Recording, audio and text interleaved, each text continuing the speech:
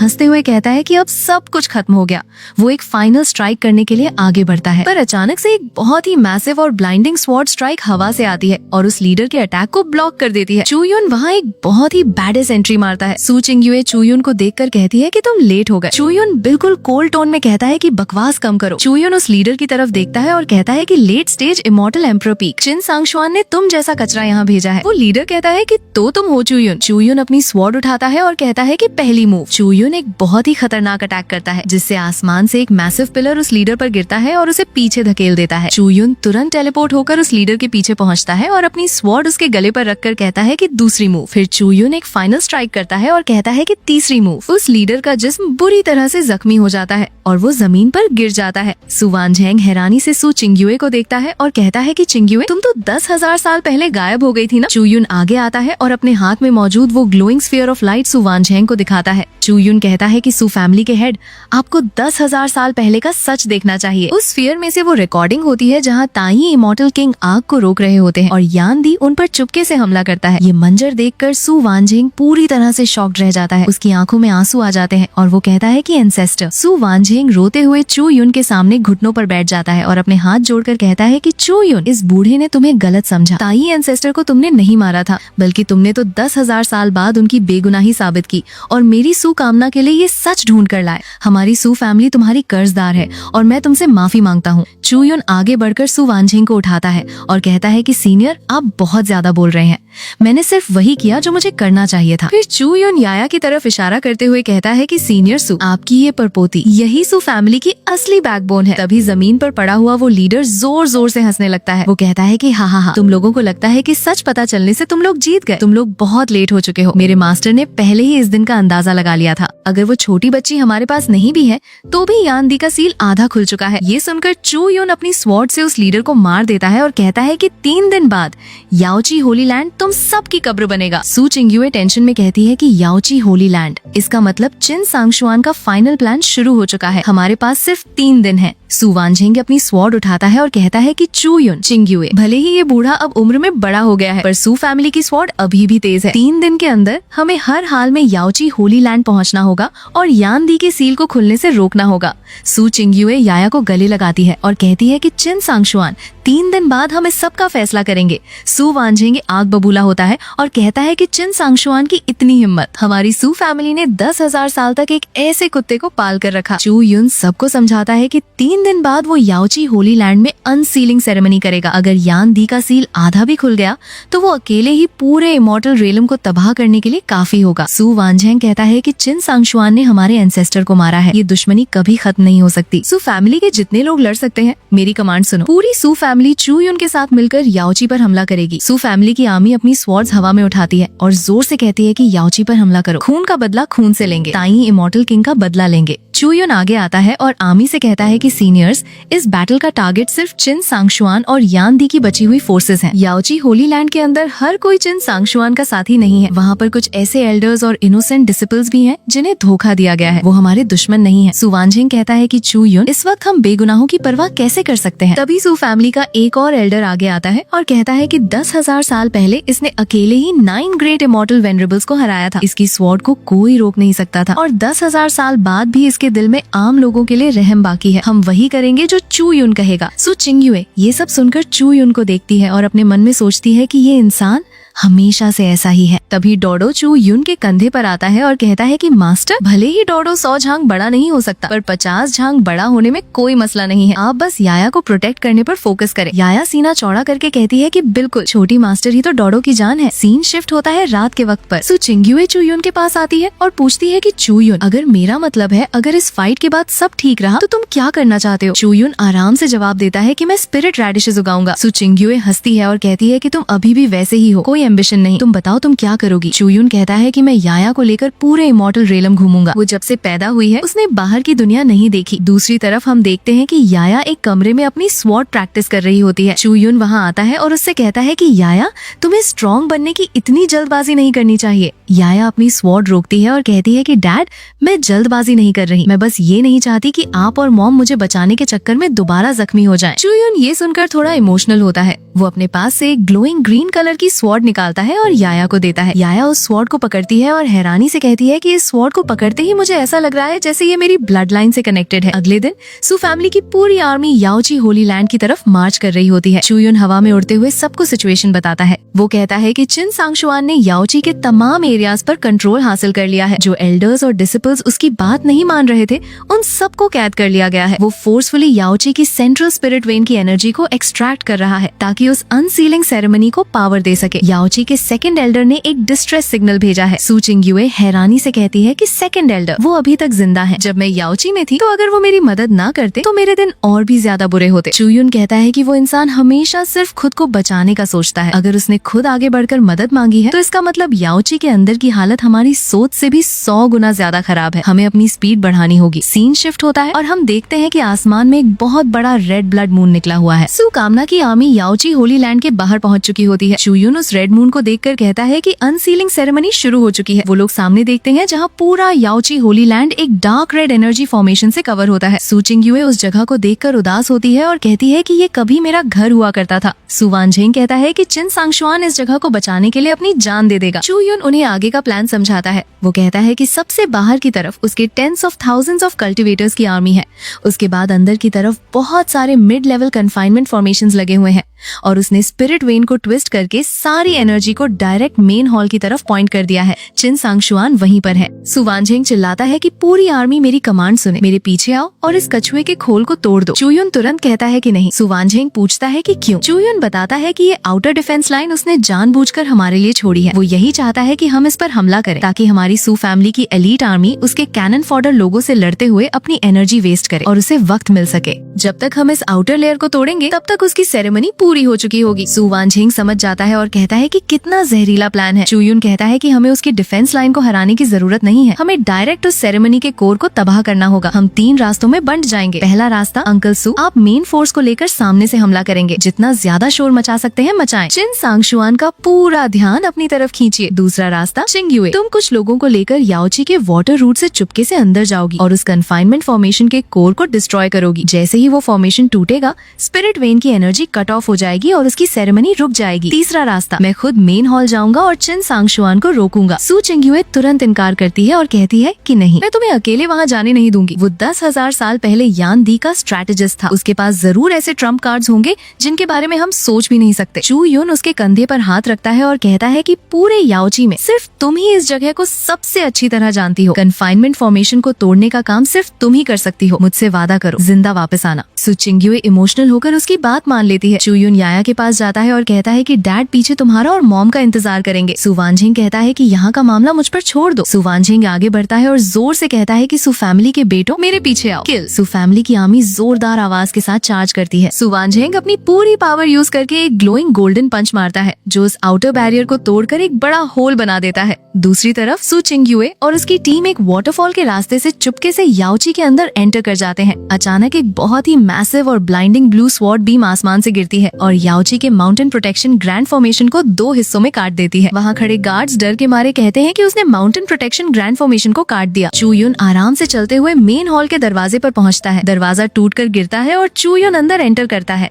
अंदर चिन सांगशुआन खड़ा होता है। वो हंसते हुए कहता है कि चूयुन, तुम मेरी उम्मीद से थोड़ा जल्दी आ गए, पर तुम फिर भी लेट हो। ये पावर किसी भी इमॉर्टल एम्परर से बहुत ज्यादा है। चिन सांगशुआन मुड़कर चूयुन को देखता है और कहता है कि 10,000 साल हो गए। चूयुन, या फिर यूं कहूँ कि 10,000 साल पहले हमें ऑफिशियली मिल लेना चाहिए था। चूयुन कोल्ड टोन में पूछता है कि तुम कौन हो। चिन सांगशुआन अपने दोनों हाथ हवा में फैलाता है और कहता है कि मैं फेन तियान हूँ। 10,000 साल पहले यान दी के अंडर सबसे पहला स्ट्रेटेजिस्ट फेन तियान। चूयुन की आंखें नैरो हो जाती हैं। वो कहता है कि 10,000 साल पहले वो मास्टरमाइंड जो कभी सामने नहीं आया, वो तुम थे। फेन तियान हंसता है और कहता है कि जब तुमने यान दी को हराकर सील किया तो मैंने अपना चेहरा बदला और याओची होली लैंड में इन्फिल्ट्रेट कर लिया। पूरे 10,000 साल तक मैंने इस चेस गेम को प्लान किया। ताई इमॉर्टल किंग का मरना, सू फैमिली का गिरना, सू चिंगयुए का दर दर भटकना और तुम्हारी बेटी, उसके जिस्म पर वो प्रिमोर्डियल केओस एब्सोल्यूट वेन मैंने खुद अपने हाथों से प्लांट की थी। हा हा हा। फेन तियान आगे कहता है कि तुम्हें लगता है तुम 10,000 साल पहले जीत गए थे। नहीं, तुमने सिर्फ मेरे लिए इस चेस गेम का पहला स्टेप पूरा किया था। तुमने 10,000 साल वेस्ट किए, बहुत सारे लोगों की जाने ली, सिर्फ इसलिए ताकि अगली बाजी खेली जा सके, और आज मैं वो बाजी जीतने वाला हूँ। चूयुन, सेरेमनी 80% पूरी हो चुकी है। यान दी की रेमनेंट सोल स्पिरिट वैन के साथ पूरी तरह मर्ज हो चुकी है। अगर तुम मुझे अभी मार भी दो तो भी ये सेरेमनी नहीं रुकेगी। क्या तुम एक पीक लेवल यान दी को रोक सकते हो? चूयुन अपनी स्वॉर्ड निकालता है और कहता है कि ट्राई करके देखते हैं। चूयुन एक बहुत फास्ट अटैक करता है। फेन तियान भी अपनी पावर रिलीज करता है और कहता है कि मैं इसी स्वॉर्ड स्ट्राइक का तो इंतजार कर रहा था। दोनों के अटैक्स आपस में टकराते हैं, जिससे एक बहुत ही मैसिव एक्सप्लोजन होता है। पूरा मेन हॉल हिल जाता है। बाहर फाइट कर रहा सू वानझेंग उस धमाके को फील करता है और हैरानी से कहता है कि ये किस लेवल की बैटल है। चू इमॉर्टल एम्परर। फेन तियान चूयुन के अटैक को ब्लॉक कर लेता है और हंसते हुए कहता है कि हैरान हो, 10,000 साल पहले मैंने हमेशा अपनी पावर को छुपा कर रखा था। मेरी कल्टिवेशन उस वक्त के 9 ग्रेट इमॉर्टल वेनरेबल से बिल्कुल भी कमजोर नहीं थी। चूयुन कहता है कि तुमने खुद को बहुत अच्छे से छुपाया। फेन तियान कहता है कि मैंने 10,000 साल तक चुपके से तुम्हें ऑब्जर्व किया है। तुम्हारी शुरुआत की हैबिट्स, तुम्हारे ची यूज करने के मेथड्स, तुम्हारा एक एक मूव और उसकी वेरिएशन, मुझे सब कुछ पता है। तुम्हारी flowing cloud sword left shoulder से शुरू होती है, बिल्कुल एक शैडो की तरह। स्प्लिटिंग हेवन का वेरिएशन रूट मैंने पूरी तरह सील कर दिया है। तुम्हारी तीसरी स्वॉर्ड फ्राइटनिंग स्वान का फ्लॉ उस वक्त होता है जब तुम सांस लेते हो। 7वीं sword returning to the ruins, उसकी पावर बहुत स्कैटर्ड है। मैं तुम्हारे टीचर की तरह हूँ चूयुन। तुम्हारी स्वॉर्ड टेक्निक्स का मेरे सामने कोई राज नहीं है। चूयुन अपने मन में सोचता है कि ये सच कह रहा है, इसने मेरी सारी स्वॉर्ड मूव्स को समझ लिया है। फेन तियान हंसता है और कहता है कि अब सब खत्म। तुम्हारी 10,000 साल पुरानी स्वॉर्ड अब इस नए एरा का सामना नहीं कर सकती। ये कहते ही फेन तियान एक डेडली अटैक करता है, पर अचानक चूयुन अपना स्टांस चेंज कर लेता है और उसके अटैक को एक नए तरीके से ब्लॉक करता है। फेन तियान पूरी तरह से शॉक्ड रह जाता है। वो पीछे हटता है और कहता है कि इम्पॉसिबल, तुमने सेक्लूजन में एक नया दाव समझ लिया है। चूयुन आराम से कहता है कि 10,000 साल का सेक्लूजन बेकार नहीं गया। वहीं दूसरी तरफ सू चिंग्युए और उसकी टीम कोर एरिया तक पहुंच जाते हैं। सू चिंग्युए कहती है कि हम जल्दी आ गए, पर बदकिस्मती से ये रास्ता ब्लॉक है। वो आगे बढ़कर उस ग्लोइंग ब्लू बैरियर पर अटैक करती है, पर तभी वो देखती है कि उस बैरियर के अंदर बहुत सारे याओची के डिसिपल्स कैद हैं। सू चिंग्युए डर जाती है और कहती है कि ये औराज, ये तो याओची होली लैंड के कैद किए गए डिसिपल्स हैं। इसने इनकी लाइफ फोर्स को सेरेमनी के साथ मर्ज कर दिया है। अगर मैंने इसे फोर्सफुली तोड़ा तो ये सब मारे जाएंगे। मेन हॉल में फेन तियान गुस्से में कहता है कि अगर ऐसी बात है तो फिर हम सब एक साथ मरेंगे। हा हा हा। फेन तियान अपने दोनों हाथ हवा में उठाता है और एक बहुत ही मैसिव और टेरिफाइंग आग का जाइंट समन करता है। ये यान दी यानी फ्लेम एम्परर का प्रोजेक्शन होता है। फेन तियान चूयुन को देखकर कहता है कि चूयुन, लॉन्ग टाइम नो सी, तुम्हारी स्वॉर्ड अभी भी उतनी ही अनोइंग है। चूयुन उस जाइंट को देखकर कोल्ड टोन में कहता है कि यान दी। फेन तियान उस जाइंट के सामने घुटनों पर बैठ जाता है और कहता है कि मास्टर, 10,000 साल की प्लानिंग, आखिरकार आज का दिन आ गया। यान दी की भारी आवाज आती है जो कहता है कि चूयुन, 10,000 साल पहले तुमने मेरी फिजिकल बॉडी को सील किया था, पर तुम मेरी विल को सील नहीं कर पाए आज। चूयुन उसकी बात काटते हुए कहता है कि इमॉर्टल एम्परर के ऊपर की ऑरा 10,000 साल पहले से भी ज्यादा वायलेंट है, पर ये पहले से ज्यादा अनस्टेबल भी है। सेरेमनी अभी पूरी नहीं हुई है। 10,000 साल पहले मैंने तुम्हें एक बार सील किया था, आज मुझे तुम्हें दोबारा सील करने में कोई एतराज नहीं है। यान दी कहता है कि अपनी औकात में रहो। वो चूयुन पर एक मैसिव फायरी फिस्ट से अटैक करता है। चूयुन अपनी स्वॉर्ड से उस अटैक को ब्लॉक करता है, पर उसकी फोर्स इतनी ज्यादा होती है कि चूयुन पीछे खिसकने लगता है। चूयुन कहता है कि बहुत भारी है। फेन तियान हैरानी से कहता है कि इसने इसे ब्लॉक कर लिया, तो फिर ये लो। फेन तियान जमीन पर एक ब्लडी ग्लोइंग फॉर्मेशन एक्टिवेट करता है। दूसरी तरफ सू चिंग्युए उस फॉर्मेशन को फील करती है और कहती है कि डायरेक्ट नोड्स को डिस्ट्रॉय कर रहा है। ये लोग पूरी तरह से ड्रेन होकर मर जाएंगे। नहीं, सू चिंग्युए अपनी पावर यूज करके उन डिसिपल्स को प्रोटेक्ट करने की कोशिश करती है और कहती है कि और आने दो, मैं बर्दाश्त कर सकती हूँ। यान दी को अचानक कुछ फील होता है और वो कहता है कि क्या, कौन इस कन्फाइनमेंट फॉर्मेशन को डिस्ट्रॉय कर रहा है। चूयुन की आंखों में एक शार्प ग्लो आता है और वो कहता है कि चिंग्युए, तुमने कर दिखाया। यान दी चूयुन पर दोबारा अटैक करता है और कहता है कि इस बारे में सोचना भी मत। दूर खड़े याया और डोडो ये सब देख रहे होते हैं। याया बहुत टेंशन में होती है। डोडो पूछता है कि छोटी मास्टर, क्या हुआ? याया अपनी ग्लोइंग ग्रीन स्वॉर्ड निकालती है और कहती है कि डैड का खून बह रहा है, मॉम का भी खून बह रहा है। डोडो कहता है कि वहाँ बहुत खतरा है, वहाँ जाना खुदकुशी करने जैसा है। याया कहती है कि डोडो, मैं वहाँ मुसीबत खड़ी करने नहीं जा रही, मुझे फील हो रहा है, मैं उनकी मदद कर सकती हूँ। ये कहते ही याया तेजी से बैटलफील्ड की तरफ उड़ जाती है। डोडो कहता है कि छोटी मास्टर, याया, और उसके पीछे भागता है। याया बैटलफील्ड के बिल्कुल सेंटर में पहुंचती है और हवा में फ्लोट करते हुए अपनी प्रिमोर्डियल केओस एनर्जी रिलीज करती है। एक तरफ से चूयुन की कामना की एनर्जी और दूसरी तरफ से सू चिंग्युए की ब्लू एनर्जी आकर याया की एनर्जी के साथ मर्ज होती है। चूयुन अपनी स्वॉर्ड हवा में उठाता है और कहता है कि heaven, earth, man, the momentum of the 3 talents. एक बहुत ही मैसिव और टेरिफाइंग लाइट का पिलर आसमान से गिरता है और सीधा उस फॉर्मेशन पर लगता है।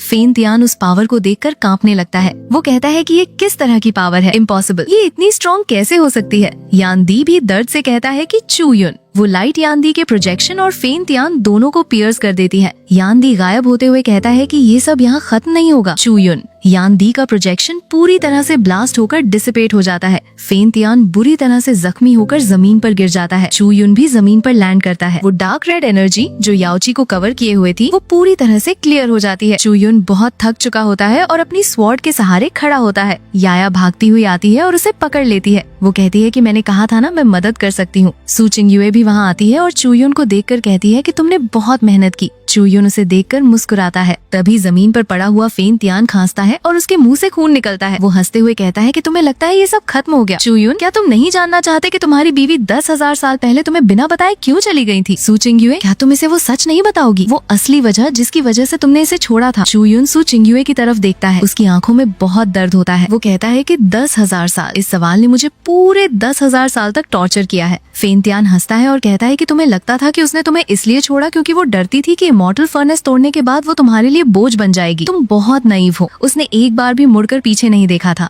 उसके जाने की वजह इमॉर्टल फर्नेस बिल्कुल नहीं था, बल्कि जब वो तुम्हारे साथ थी तो उसे पहले से ही पता था कि यान दी तुम पर हमला करने वाला है। चू युन सीरियस होकर सू चिंगयुए से पूछता है कि क्या इसकी बात सच है? सू चिंगयुए की आंखों में आंसू आ जाते हैं और वो अपना सिर झुकाकर कहती है कि हाँ, मैं कोई आम राह चलती औरत नहीं थी। 10,000 साल पहले ताई इमॉर्टल किंग ने मुझे ऑर्डर दिया था कि मैं चुपके से तुम पर नजर रखूं। मैं सू फैमिली की एक स्पाई थी। चू युन ये सुनकर पूरी तरह से टूट जाता है। वो कहता है कि एक स्पाई, एक मॉनिटर। सू चिंगयुए कहती है कि शुरुआत से ही सब कुछ एक कैलकुलेशन थी। मुझे लगा था कि हमारा मिलना किस्मत थी, पर वो तो बस किसी और के चेस बोर्ड की एक चाल थी। फेन तियान जोर से हंसता है। सू चिंगयुए आगे कहती है कि पर उन 3 महीनों में जब मैं तुम्हारे साथ थी तो सब कुछ बदल गया। तुम्हारी अच्छाई, तुम्हारा अकेलापन, तुम्हारी हेवन और अर्थ के लिए रेस्पेक्ट। एक स्पाई से मैं एक ऐसी इंसान बन गई जो सच में तुम्हारे साथ रहना चाहती थी। मुझे तुमसे प्यार हो गया था। चू युन, जब मुझे पता चला कि याया मेरे अंदर है, उसके कुछ ही वक्त बाद मैंने यान दी के कैंप से ताई इमॉर्टल किंग को भेजा गया एक सीक्रेट लेटर इंटरसेप्ट किया। उस लेटर में लिखा था कि यान दी तुम पर हमला करने वाला है और ताई इमॉर्टल किंग उस बैटल में किसी और की स्वॉर्ड यूज करके तुम्हें मरवाएंगे और खुद फायदा उठाएंगे। चू युन लंबी सांस लेता है और कहता है कि तो ऐसी बात है, तो ये है असली सच। सू चिंगयुए उसके सामने घुटनों पर बैठ जाती है और कहती है कि अगर मैं तुम्हें ये बताती तो इसका मतलब था सू फैमिली को धोखा देना, अपनी पूरी फैमिली को मौत के मुंह में डालना, और उससे भी बड़ी बात, तुम्हें एक जानलेवा ट्रैप में जाते हुए देखना। मेरी हिम्मत नहीं हुई तुम्हें बताने की। मुझे डर था कि तुम गुस्से में आकर डायरेक्ट यान दी और ताई इमॉर्टल किंग से भिड़ जाओगे। मेरे पास सिर्फ एक ही रास्ता था, वहाँ से चले जाना, याया को लेकर चुप जाना। मुझे लगा कि अगर मैं गायब हो गई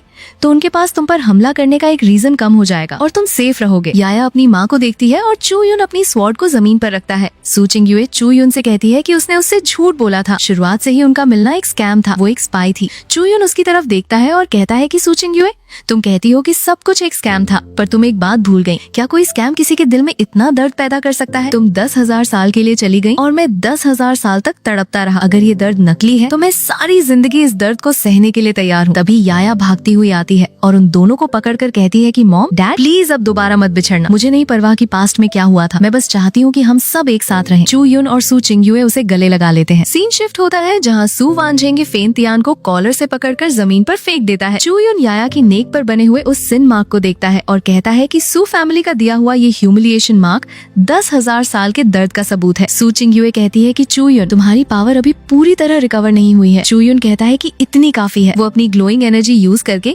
याया की नेक से उस मार्क को हमेशा के लिए मिटा देता है। याया हैरानी से अपनी नेक को टच करती है। चू युन सू चिंगयुए का हाथ पकड़ता है और कहता है कि 10,000 साल का इंतजार आखिरकार वर्थ इट रहा। उसके बाद हम चू युन को एक ग्लोइंग फॉर्मेशन के अंदर खड़ा देखते हैं। वो सबको बताता है कि यान दी की रेमनेंट सोल अभी के लिए सप्रेस हो चुकी है, पर ये कोई परमानेंट सोल्यूशन नहीं है। 9 ग्रेट इमॉर्टल वेनरेबल्स में से यान दी और भागे हुए ली दी के अलावा अभी 7 और बचे हैं। सू चिंगयुए उसके पास आती है और पूछती है कि इन 10,000 सालों की शांति के पीछे तुम किस बात की टेंशन ले रहे हो? चू युन थोड़ा मुस्कुराता है और कहता है कि मैं टेंशन नहीं ले रहा, मैं तो बस ये सोच रहा हूँ कि आगे चलकर हमें कितने स्पिरिट रेडिशेस उगाने चाहिए जो हमारी फैमिली के खाने के लिए काफी हो। सीन शिफ्ट होता है और हम देखते हैं कि चू युन, सू चिंग्युए और याया वापस तैशू एंशिएंट फॉरेस्ट में अपने घर आते हैं। याया कहती है कि हम घर आ गए। डोडो भागता हुआ अपने रेडिशेस के पास जाता है और कहता है कि शुक्र है एक भी रेडिश गायब नहीं हुआ।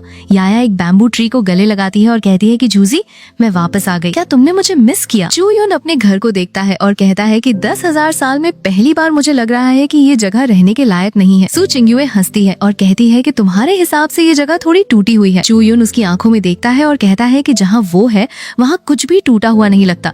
डोडो चू युन को देखकर कहता है कि मास्टर ब्लश कर रहे हैं। चू युन कहता है कि एक और लफ्ज बोला तो आज रात लिंगजी का सूप बनेगा। डोडो चुप हो जाता है। चू युन अपनी मैजिक पावर यूज करके तुरंत एक नया और खूबसूरत वुडन रूम बनाता है। याया पूछती है कि डैड क्या ये मेरे लिए है? चू युन कहता है कि हाँ, कल सुबह सूरज की पहली किरण सीधा तुम पर पड़ेगी। याया अंदर जाकर कहती है कि ये तो उस केव से 100 गुना बेहतर है। फिर चू युन एक वुडन टैग बनाता है जिस पर लिखा होता है डोडो का एक्सक्लूसिव। डोडो बहुत इमोशनल हो जाता है पर चू युन कहता है कि ज्यादा खुश मत हो, मेरे पास अभी लिंगजी नहीं था इसलिए लकड़ी का बनाया है। सू चिंग्युए वहाँ आती है और कहती है कि याया का रूम बन गया, डोडो का बन गया, मेरा भी बन गया, पर तुम्हारा क्या? चू युन अपनी रॉकिंग चेयर की तरफ इशारा करके कहता है कि मैं इस रॉकिंग चेयर पर सोता हूँ, 10,000 साल से आदत है। याया चुपके से चू युन के कान में कहती है कि डैड मॉम मुस्कुरा रही हैं। चू युन कहता है कि चुप रहो वरना मार पड़ेगी। अगले दिन सू चिंग्युए एक बड़े पेड़ के नीचे याया को कल्टीवेशन सिखा रही होती है। वो याया से कहती है कि अपनी ओरिजिन केओस पावर को संभालना सीखो, इससे लोगों पर हमला नहीं करना बल्कि इसे प्रॉपर्ली गाइड करना है। याया कहती है कि मॉम ये बहुत मुश्किल है, ये मेरी बात नहीं सुन रही। सू चिंग्युए उसे दोबारा ट्राई करने को कहती है। वहीं पास में चू युन रेडिशेस को पानी दे रहा होता है। वो याया से कहता है कि तुम्हारा डैड पहले बहुत आलसी था, 10,000 साल कल्टीवेशन की और सिर्फ एक ही मूव सीखी, स्वॉर्ड से काटना, तुम मुझसे कुछ नहीं सीख सकती। याया हंसने लगती है। सू चिंग्युए चू युन को घूरती है और याया से कहती है कि फोकस करो, इनकी तरफ मत देखो। तभी वहाँ पर सू वांझेंगे आता है। वो चू युन के सामने रेस्पेक्टफुली बो करता है और अपने हाथ में एक ग्लोइंग जेड बॉक्स आगे करता है। वो कहता है कि चू इमॉर्टल एम्परर, ये ताई इमॉर्टल किंग का छोड़ा हुआ दाओ फॉर्च्यून मैन्युस्क्रिप्ट है जो सू फैमिली की सबसे प्रेशियस इनहेरिटेंस है। इसे उस इंसान को मिलना चाहिए जो सू फैमिली के डिसेंडेंट्स को प्रोटेक्ट कर सके और पूरे इमॉर्टल रेलम में आपसे बेहतर कोई नहीं है। चू युन उस बॉक्स को ले लेता है और कहता है कि आपका ये बो मैं याया की तरफ से एक्सेप्ट करता हूँ और इसके साथ ही 10,000 साल की दुश्मनी और पास्ट यहीं खत्म होता है। रात के वक्त चू युन अकेले बैठकर उस मैन्युस्क्रिप्ट को पढ़ रहा होता है। वो कहता है कि ताई इमॉर्टल किंग की दाव की समझ सच में बहुत डीप थी। तभी उसकी नजर एक पेज पर पड़ती है और वो समझ जाता है कि इसमें एक हिडन सील है। चू युन अंदर जाता है जहाँ सू चिंग्युए कपड़े सी रही होती है। वो उसे वो मैन्युस्क्रिप्ट देता है। सू चिंग्युए जैसे ही उस सील को टच करती है उसमें से एक ग्लोइंग मैसेज निकलता है। वो मैसेज ताई इमॉर्टल किंग का होता है जिसमें लिखा होता है कि 10,000 साल बाद अगर कोई इसे पढ़े तो चिंग्युए को बताना कि उसके ग्रैंडफादर ने उसे कभी ब्लेम नहीं किया था। जिंदा रहना किसी भी चीज से ज्यादा जरूरी है। ये पढ़कर सू चिंग्युए रोने लगती है और कहती है कि ग्रैंडफादर, मैंने 10,000 साल तक इंतजार किया। चू युन उसे कंफर्ट करता है और सोचता है कि कुछ जख्म सिर्फ अपनों के प्यार से ही भरते हैं। चू युन उसे एक हैंकरचीफ देता है और दोनों के बीच एक मोमेंट होता है जहाँ चू युन उसे रेडिश सूप पीने का ऑफर देता है। कुछ वक्त गुजर जाता है। डोडो पूरी तरह ठीक हो चुका होता है और अपनी पावर्स शो ऑफ करने के लिए एक मैसिव गोल्डन ड्रैगन में ट्रांसफॉर्म होकर हवा में उड़ता है। याया भी अपनी स्वॉर्ड प्रैक्टिस कर रही होती है और एक ही स्ट्राइक में एक बहुत बड़े पत्थर को 2 हिस्सों में काट देती है। डोडो चू युन से कहता है कि मास्टर, याया इतनी छोटी सी उम्र में अर्ली इमॉर्टल वेनरेबल स्टेज पर पहुंच चुकी है। उसकी स्वॉर्ड में आपकी पावर और सू चिंग्युए की स्पीड दोनों है। वो आगे चलकर आपको भी पीछे छोड़ देगी। चू युन आराम से कहता है कि अच्छी बात है, फिर मैं आराम से अपने रेडिशेस उगाऊंगा। तभी एक क्रेन उड़ता हुआ आता है और एक लेटर ड्रॉप करता है। सू चिंग्युए बताती है कि याओची का सेकंड एल्डर उसे वापस आकर होली लॉर्ड बनने की रिक्वेस्ट कर रहा है, पर सू चिंग्युए इनकार कर देती है और कहती है कि मुझे मेरी अभी की लाइफ बहुत पसंद है। कुछ देर बाद इमॉर्टल रेलम के कुछ टॉप एल्डर्स वहाँ आते हैं और चू युन से रिक्वेस्ट करते हैं कि वो उनका चीफ एल्डर बन जाए और पूरे रेलम को लीड करे, पर चू युन उन्हें भी मना कर देता है और कहता है कि अगर मैं चीफ एल्डर बन गया तो मेरे पास रेडिशेस उगाने का वक्त नहीं बचेगा। याया भी सपोर्ट करती है कि रेडिशेस ज्यादा जरूरी हैं। एल्डर्स मायूस होकर वापस चले जाते हैं। रात को चू युन अपनी रॉकिंग चेयर पर रिलैक्स कर रहा होता है। अचानक एक ब्लैक क्रो आता है और एक लेटर उसके हाथ में ड्रॉप करता है। ये लेटर लेडी का होता है जिसमें लिखा होता है कि चू युन, तुम्हारी फैमिली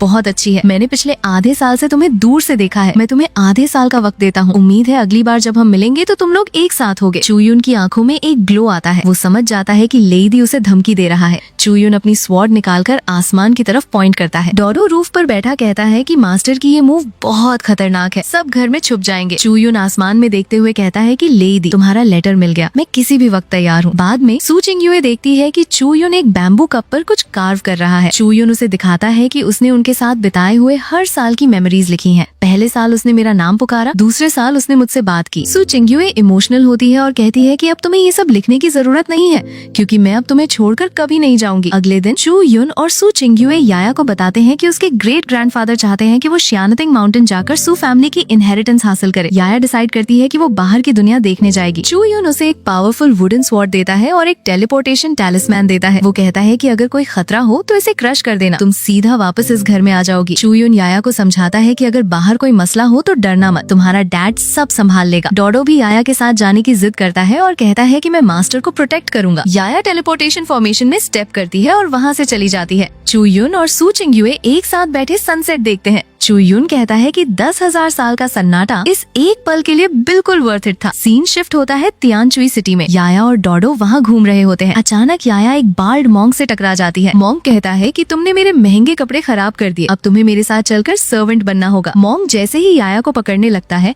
एक यंग लड़का जिसका नाम यानची होता है वो वहाँ आकर मॉन्क को रोकता है। यानची मॉन्क को एक स्पिरिट स्टोन्स का बैग देता है, जिसे देखकर मॉन्क वहाँ से भाग जाता है। यानची याया से दोस्ती करता है और उसे बताता है कि वो भी एक्सपीरियंस गेन करने आया है। डोडो याया के कान में कहता है कि इस लड़के की स्माइल एक लोमड़ी जैसी है, ये कोई अच्छा इंसान नहीं लग रहा। पर याया डोडो की बात को इग्नोर कर देती है। यानची याया को खाना खिलाता है और उसका ट्रस्ट जीत लेता है। फिर वो याया को एक सीक्रेट रेलम के बारे में बताता है जिसका नाम लिंगशी वैली होता है। वो कहता है कि वहाँ की स्पिरिचुअल एनर्जी कल्टीवेशन के लिए बहुत अच्छी है। वो लोग उस वैली के पास पहुँचते हैं। वैली बहुत डार्क और डरावनी होती है। डोडो कहता है कि लिटिल मास्टर हमें अंदर नहीं जाना चाहिए, ये जगह बिल्कुल दुआहुन वैली यानी ब्रोकन सोल वैली जैसी लग रही है। यानची कहता है कि डोडो तुम ज्यादा सोच रहे हो। यानची आगे अंदर चला जाता है और याया भी उसके पीछे चली जाती है। जैसे ही याया अंदर जाती है, अचानक आसमान का कलर रेड हो जाता है और एक मैसिव फॉर्मेशन एक्टिवेट हो जाता है। यानची मुड़कर याया को देखता है और उसकी आंखें रेड ग्लो करने लगती हैं। वो कहता है कि डोडो ने बिल्कुल सही कहा था, इस जगह का नाम दुआहुन वैली ही है। अचानक जमीन से हेवी चेन्स निकलकर याया को बुरी तरह जकड़ लेती हैं। यानची कहता है कि ओरिजिन केओस ब्लड लाइन, तुमने मुझे बहुत इंतजार करवाया। तभी वहाँ पर एक बहुत ही खतरनाक डेमन बॉस अपीयर होता है और यानची को प्रेज करते हुए कहता है कि यानदी के डिसेंडेंट ने हमें डिसअपॉइंट नहीं किया। ये सुनते ही याया को सब समझ आ जाता है कि यानची यानदी का आदमी है और ये सब एक ट्रैप था। याया अपनी ओरिजिन केओस एनर्जी को ब्लास्ट करके उन चेन्स को तोड़ देती है। वो अपनी स्वॉर्ड निकालकर उन डेमन्स पर हमला कर देती है। याया की स्वॉर्ड मूवमेंट्स बहुत फास्ट और डेडली होती हैं। वो उन सब पर भारी पड़ रही होती है। पर अचानक यानची एक टेक्निक यूज करता है जिससे याया की इमॉर्टल पावर सप्रेस हो जाती है। याया कमजोर होकर जमीन पर गिर जाती है। डेमन बॉस आगे बढ़ता है और कहता है कि अब सब खत्म, पर याया हिम्मत नहीं हारती। वो कहती है कि मैं अभी नहीं मर सकती, मुझे अपने पेरेंट्स की मदद करनी है। याया अपनी आखिरी पावर गैदर करके एक massive green sword beam launch करती है जो सीधा उस डेमन बॉस के सीने के आर पार हो जाती है और वो वहीं मर जाता है। याया पूरी तरह एग्जॉस्ट होकर जमीन पर गिर जाती है। यानची आसमान की तरफ देखकर एक सिग्नल फ्लेयर फायर करता है। दूसरी तरफ चू युन और सू चिंगयुए देखते हैं कि याया का लाइफ जेड पेंडेंट क्रैक हो गया है। वो तुरंत समझ जाते हैं कि याया खतरे में है। वापस वैली में डोडो एक मैसिव ड्रैगन में ट्रांसफॉर्म होकर उन बचे हुए एनिमीज पर फायर ब्रीथ करता है, पर यानची चुपके से आकर डोडो को एक ग्लोइंग स्पीयर से स्टैब कर देता है। डोडो बुरी तरह जख्मी होकर वापस छोटा हो जाता है और जमीन पर गिर जाता है। एनिमीज याया को पकड़ने के लिए आगे बढ़ते हैं। यानची कहता है कि अब गेम ओवर, पर ठीक उसी वक्त आसमान से एक बहुत ही टेरिफाइंग और मैसिव स्वॉर्ड बीम गिरती है जो उन एनिमीज को पीछे उड़ा देती है। वहाँ पर चू युन अपीयर होता है। चू युन याया के पास आता है और उसके चेहरे को टच करते हुए कहता है कि डैड आ गए हैं, अब सब ठीक है। अचानक आसमान में डार्क पर्पल क्लाउड्स छा जाते हैं और बहुत सारी लाइटनिंग स्ट्राइक होने लगती है। आसमान में एक बहुत बड़ा और टेरिफाइंग पर्पल लाइटनिंग का चेहरा अपीयर होता है। ये लेडी होता है। लेडी कहता है कि चू युन, तुम आखिरकार अपने कछुए के खोल से बाहर आ ही गए। ओरिजिन केओस ब्लड लाइन एक परफेक्ट सैक्रिफाइस है। चू युन, इस बच्ची को मेरे हवाले कर दो, मैं तुम्हें थोड़ी आसान मौत दूंगा। यानची जख्मी हालत में कहता है कि चू युन, तुम्हारा एरा अब खत्म हो चुका है, आज ये जगह तुम्हारी पूरी फैमिली की कब्र बनेगी। हम देखते हैं कि आसमान में एक बहुत बड़ा डार्क पोर्टल खुलता है और उसमें से लेडी की आवाज आती है। लेडी कहता है कि बकवास बंद करो, हमला करो। आसमान से बहुत सारी खतरनाक लाइटनिंग स्ट्राइक्स गिरती हैं और बहुत सारे असैसिन्स चू युन और याया की तरफ तेजी से बढ़ते हैं। याया डर जाती है। लेडी हवा में फ्लोट करते हुए कहता है कि गुओ जाओ यानी नॉइजी। फिर वो अपना एक बहुत ही मैसिव अटैक अनलीश करता है जिसका नाम वान लेई तियान झाओ यानी 10,000 लाइटनिंग हेवनली इल्यूमिनेशन होता है। पूरा आसमान डिस्ट्रक्टिव पर्पल लाइटनिंग से भर जाता है। पर जब लेडी चू युन को देखता है तो वो पूरी तरह से शॉक्ड रह जाता है। उसकी आंखें बड़ी हो जाती हैं और वो कहता है कि ये इम्पॉसिबल है। तुम पिछले 10,000 साल से सील थे, तुम्हारी पावर उस वक्त से भी ज्यादा स्ट्रॉन्ग कैसे हो सकती है? चू युन आराम से खड़ा होता है और टोन में कहता है कि तुम बातें बहुत ज्यादा करते हो। चू युन लेडी की तरफ एक लुक देता है और कहता है कि चू युन की तरफ से ये सिर्फ एक छोटा सा ग्रीटिंग है। अभी का जो मेरा लेवल है वो इमॉर्टल एम्परर रेलम का पीक है। तुम अपनी नेक धोकर इंतजार करना। अगली बार जब हम मिलेंगे तो मैं खुद अपने हाथों से तुम्हारी उम्मीदों को क्रश कर दूंगा। याया चू युन को डैड बुलाती है। चू युन याया को अपनी बाहों में उठा लेता है। डोडो भी वहाँ मौजूद होता है। चू युन लेडी की तरफ देखते हुए कहता है कि लेडी, तुमने मेरी बॉटम लाइन को टच किया है। फिर वो याया को कंफर्ट करते हुए कहता है कि डरो मत, डैड तुम्हें घर ले जाएंगे। सीन शिफ्ट होता है और हम देखते हैं कि याया बेहोश होती है। सू चिंग्युए उसके पास खड़ी होती है। डोडो बुरी तरह जख्मी होता है और जमीन पर गिरा होता है। सू वानझेंग कहता है कि ये किसने किया है? चू युन सू वानझेंग को बताता है कि ये एक ट्रैप था। उनका असली टारगेट याया थी। लेडी ने खुद हमला किया है और वो इस वक्त इमॉर्टल एम्परर रेलम के पीक पर है। ये सुनकर सू फैमिली का एक एल्डर कहता है कि पीक इमॉर्टल एम्परर, हम इससे कैसे लड़ेंगे? सू वानझेंग बहुत सीरियस हो जाता है और कहता है कि सू फैमिली के पास अभी भी एक आखिरी रास्ता बचा है। मेरे पीछे आओ, हम सू फैमिली के सबसे बड़े सीक्रेट फॉरबिडन ग्राउंड को ओपन करेंगे। सू वानझेंग, चू युन और सू चिंग्युए एक बहुत बड़े डार्क दरवाजे के सामने आते हैं। सू वानझेंग अपने हाथ जोड़कर कहता है कि सू फैमिली के एंसेस्टर्स, मैं अनफिलाइल डिसेंडेंट सू वानझेंग अपनी ब्लड लाइन को बचाने के लिए आज इस दरवाजे को खोल रहा हूँ। वो अपनी पावर यूज करके उस दरवाजे को खोल देता है। दरवाजा खुलते ही अंदर से एक पावरफुल रेड केओटिक एनर्जी बाहर आती है। सू चिंग्युए उस एनर्जी को फील करके कहती है कि ये ऑरा। चू युन कहता है कि ये एनर्जी बिल्कुल याया की प्रिमोडियल केओस पावर जैसी ही है। दोनों का ओरिजिन सेम है। चलो अंदर चलते हैं। सू वानझेंग उन्हें अंदर ले जाते हुए बताता है कि सू फैमिली का सर्वाइवल और ताई इमॉर्टल किंग की आखिरी विश, इन सब के जवाबात इसी जगह पर मौजूद हैं। अंदर जाते हुए सू चिंग्युए कहती है कि यहाँ की केओस पावर बहुत ही प्योर है। सू वानझेंग बताता है कि ये जगह सू फैमिली के फर्स्ट एंसेस्टर की ड्रॉइंग प्लेस है। वो भी एक केओस ब्लड लाइन पजेसर थे। चू युन पूछता है कि क्या ताई इमॉर्टल किंग भी केओस ब्लड लाइन वाले थे? सू वानझेंग इनकार करता है और कहता है कि नहीं, ताई इमॉर्टल किंग सिर्फ सू फैमिली के गार्जियन थे। सू फैमिली की असली आइडेंटिटी केओस लीनिएज की इनहेरिटर है। पिछले 10,000 सालों से हम इस इमॉर्टल रेलम में अपनी आइडेंटिटी छुपा कर रह रहे थे। वो लोग एक बड़े हॉल में पहुंचते हैं जहां हवा में एक बहुत ही शानदार और पावरफुल आर्मर फ्लोट कर रहा होता है। सू वानझेंग बताता है कि ये केओस इमॉर्टल किंग आर्मर है, फर्स्ट एंसेस्टर का बैटल आर्मर, और यही हमारी सू फैमिली का आखिरी ट्रम्प कार्ड है। चू युन आगे बढ़कर उस आर्मर को टच करने की कोशिश करता है,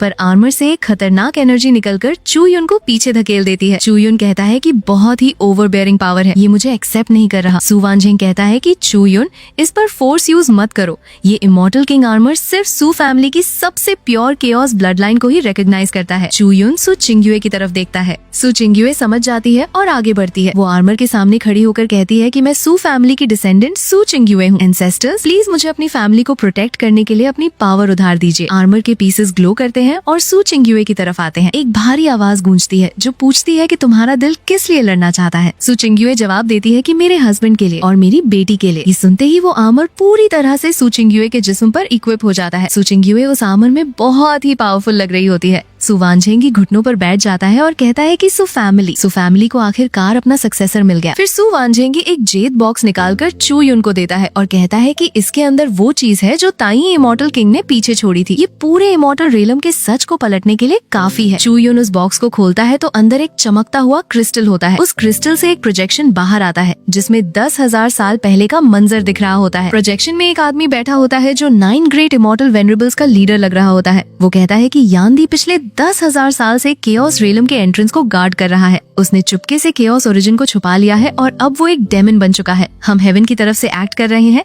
हमें उसे मार देना चाहिए। उसके ओरिजिन को आपस में बांट लेना चाहिए ताकि इमॉर्टल रेलम को ठीक किया जा सके। चू युन को ये सब देखकर समझ आने लगता है। वो आदमी आगे कहता है कि चू युन, तुम्हारा टैलेंट पियरलेस है पर तुम बहुत एरोगेंट हो। 9 ग्रेट इमॉर्टल वेनरेबल्स तुम्हें अपने लिए एक बहुत बड़ा खतरा मानते हैं। यान्दी को मारने का ये जो प्लान है ये असल में एक ट्रैप है। वो लोग यान्दी के साथ साथ तुम्हें भी रास्ते से हटाना चाहते हैं। चू युन उस वक्त का अपना रिएक्शन याद करता है जहाँ उसने कहा था कि एक झुंड हिपोक्रेट्स का, मुझे इनसे क्या डर। फिर प्रोजेक्शन में यान्दी अपीयर होता है जो कहता है कि तुम बैंडिट्स केओस रेलम की तरफ देखने की भी हिम्मत मत करना। तभी किसी की आवाज आती है जो चू युन से कहती है कि चू युन, यान्दी केओस ओरिजिन को डेटोनेट करके पूरे इमॉर्टल रेलम को तबाह करना चाहता है, जल्दी करो। उसके ग्रेट दाओ इमॉर्टल फर्नेस को तोड़ दो और उसे रोको। चू युन उस वक्त आगे बढ़कर अपनी स्वॉर्ड से उस फर्नेस को तोड़ देता है। ये देखकर चू युन को गहरा झटका लगता है। वो कहता है कि आखिरकार हम उनके ट्रैप में फंस ही गए। सू चिंग्युए चूयुन को देखकर पूछती है कि चूयुन तुम्हें क्या हुआ। चूयुन कहता है कि मैंने जो उस इमॉर्टल फर्नेस को तोड़ा था वो मेरी गलती नहीं थी, मुझे डिजाइन किया गया था। मैं कोई सिनर नहीं हूँ, मैं तो बस उनके हाथों में सबसे तेज छुरी था जिसे उन्होंने यूज किया। चूयुन को रियलाइज होता है कि यान दी असल में केओस रेलम को प्रोटेक्ट कर रहा था और चूयुन ने उन हिपोक्रेट्स के कहने पर उस प्रोटेक्टर को ही मार दिया था। चूयुन कहता है कि 9 ग्रेट इमॉर्टल वेनरेबल्स। चूयुन सू चिंग्युए की तरफ देखता है और कहता है कि चिंग्युए अब वक्त आ गया है कि हम अपना कर्ज वापस लें। सीन शिफ्ट होता है। सू वानझेंगी एक बहुत बड़े प्लेटफॉर्म पर सू कामना की पूरी आर्मी के सामने खड़ा होता है। वो आवाज में अनाउंस करता है कि आज मेरी सू फैमिली सब कुछ ठीक करने जा रही है। 10,000 साल पहले का सच अब सबके सामने आ चुका है। यान दी कोई डेमन नहीं था, असली मुजरिम वो 9 वेनरेबल्स हैं। आर्मी ध्यान से सुन रही होती है। सू वानझेंगी आगे कहता है कि आज से मैं सू वानझेंगी फैमिली हेड की पोजीशन से स्टेप डाउन करता हूँ। मेरी ग्रैंड डॉटर सू चिंग्युए अब से सू फैमिली की नई हेड होगी। सू चिंग्युए अपने इमॉर्टल किंग आर्मर में वहाँ चलते हुए आती है। वो आकर अनाउंस करती है कि आज से सू फैमिली और सीनियर चूयुन हमेशा के लिए एक अलायंस बनाते हैं। हम मिलकर उन 9 वेनरेबल्स को हराएंगे और इस इमॉर्टल रेलम को दोबारा ठीक करेंगे। जो लोग हमारा साथ देना चाहते हैं वो हमारे अलाइज हैं। वहाँ पर मौजूद हेवनली स्वॉर्ड सेक्ट का लीडर आगे आता है और अपनी स्वॉर्ड हवा में उठाकर कहता है कि मेरा हेवनली स्वॉर्ड सेक्ट सीनियर चू और सू फैमिली हेड को फॉलो करने के लिए तैयार है। पूरी आर्मी अपनी स्वॉर्ड्स हवा में उठाती है और कहती है कि हम फॉलो करने के लिए तैयार हैं, 9 वेनरेबल्स को हराएंगे। ये सब देखकर याया बहुत खुश होती है और कहती है कि मेरी माँ कितनी मैजेस्टिक लग रही है। डोडो भी कहता है कि बिल्कुल फीमेल मास्टर सबसे बेस्ट है। चू युनसू चिंग्युए को देखता है और कहता है कि यही तुम्हारा असली रूप है। अचानक आसमान का माहौल बदल जाता है। एक बहुत बड़ा डार्क पोर्टल खुलता है जिसमें से खतरनाक लाइटनिंग स्ट्राइक होने लगती है। लेडी की आवाज पूरे आसमान में गूंजती है। वो कहता है कि क्या बेहतरीन अलायंस है और क्या शानदार सेरेमनी है। चूयुन, क्या तुम मेरी तरफ से इस गिफ्ट को रिसीव करने के लिए तैयार हो? लेडी पोर्टल से बाहर आता है और उसके पीछे बहुत सारे लाइटनिंग ड्रैगन्स होते हैं। वो नीचे देखकर कहता है कि एक झुंड कचरे का, और तुम लोग 9 वेनरेबल्स को हराने की बात करते हो। सू चिंग्युए आगे बढ़ती है और अपनी स्वॉर्ड लेडी की तरफ पॉइंट करके कहती है कि लेडी, तुम्हारा अपोनेंट मैं हूँ। लेडी उसकी तरफ देखकर कहता है कि लेट इमॉर्टल एम्परर स्टेज का एक टूटा हुआ आर्मर पहनकर तुम मेरे सामने आए हो। इस एम्परर के सामने तुम एक सेकंड भी नहीं टिक सकती। लेडी एक बहुत ही फास्ट और पावरफुल लाइटनिंग अटैक सू चिंग्युए पर करता है। सू चिंग्युए अपनी स्वॉर्ड से उस अटैक को ब्लॉक तो कर लेती है, पर उसे काफी पीछे धकेल दिया जाता है। सू चिंग्युए सोचती है कि बहुत स्ट्रॉन्ग पावर है और ये तो इसका सिर्फ एक कैजुअल स्ट्राइक था। तभी चूयुन आगे आता है और कहता है कि तुम्हारा अपोनेंट मैं हूँ। चूयुन हवा में फ्लोट करते हुए लेडी के सामने आता है। वो कहता है कि शियांताई माउंटेन ऐसी जगह नहीं है जहाँ तुम्हें आना चाहिए था। चूयुन अपना हाथ उठाता है और अचानक से जमीन और आसमान से बहुत सारी ग्लोइंग गोल्डन स्वॉर्ड्स निकल आती हैं जो लेडी को घेर लेती हैं। लेडी कहता है कि स्वॉर्ड फॉर्मेशन तुमने ये कब सेट किया? चूयुन जवाब देता है कि जब तुम यहाँ का नजारा देख रहे थे। चूयुन अपना हाथ क्लोज करता है और वो सारी स्वॉर्ड्स एक साथ लेडी पर ब्लास्ट होती हैं। लेडी उस मैसिव अटैक के अंदर फंस जाता है। जब धुआं हटता है तो लेडी बुरी तरह जख्मी होता है और उसके मुंह से खून निकल रहा होता है। लेडी चूयुन को देखता है और कहता है कि चूयुन, तुम बहुत अच्छे हो, क्या तुम अभी भी आगे लड़ना चाहते हो? लेडी समझ जाता है कि वो यहाँ नहीं जीत सकता। वो कहता है कि आज का राउंड तुम जीत गए, पर ज्यादा खुश मत होना, ये तो सिर्फ शुरुआत है। अगली बार जब हम मिलेंगे तो मैं तुम्हारे बाकी पुराने दोस्तों को भी साथ लाऊंगा। लेडी वहाँ से गायब हो जाता है। चूयुन आराम से खड़ा रहता है और कहता है कि आने दो, 10,000 साल पहले का जो भी कर्ज है वो इस लाइफ में पूरी तरह से क्लियर किया जाएगा। सीन शिफ्ट होता है। एक ग्रैंड हॉल में सेलिब्रेशन चल रही होती है। सब लोग खुश हैं, पर सू चिंग्युए उदास लग रही होती है। वो चूयुन को देखती है और अपने मन में सोचती है कि ये जीत एक 10,000 साल पुरानी मिसअंडरस्टैंडिंग पर बेस्ड है। ये झूठ मैं अब और नहीं बोल सकती। सू चिंग्युए अपनी जगह से उठती है और सबके सामने आकर खड़ी होती है। सू वानझेंग पूछता है कि चिंग्युए, तुम क्या कर रही हो? सू चिंग्युए कहती है कि चूयुन और सू फैमिली के सभी एल्डर्स और अलाइज, एक ऐसी बात है जो मैंने आप सबसे छुपाई है। चूयुन देखता है कि सू चिंग्युए की हालत ठीक नहीं है। वो आगे आता है और कहता है कि तुम्हारी इंजरीज बहुत हैवी हैं, मेरे साथ आओ। चूयुन उसे वहाँ से ले जाता है। सू चिंग्युए चूयुन को रोक कर कहती है कि इसकी रेस्ट्रिक्शंस हटाओ, इसे इसकी केओस ब्लड लाइन का सीक्रेट जानने दो। सू चिंग्युए चूयुन के सामने घुटनों पर बैठ जाती है और कहती है कि 10,000 साल पहले मेरा तुमसे मिलना कोई इत्तेफाक नहीं था। मुझे ताई इमॉर्टल किंग ने ऑर्डर दिया था कि मैं चुपके से तुम पर नजर रखूं।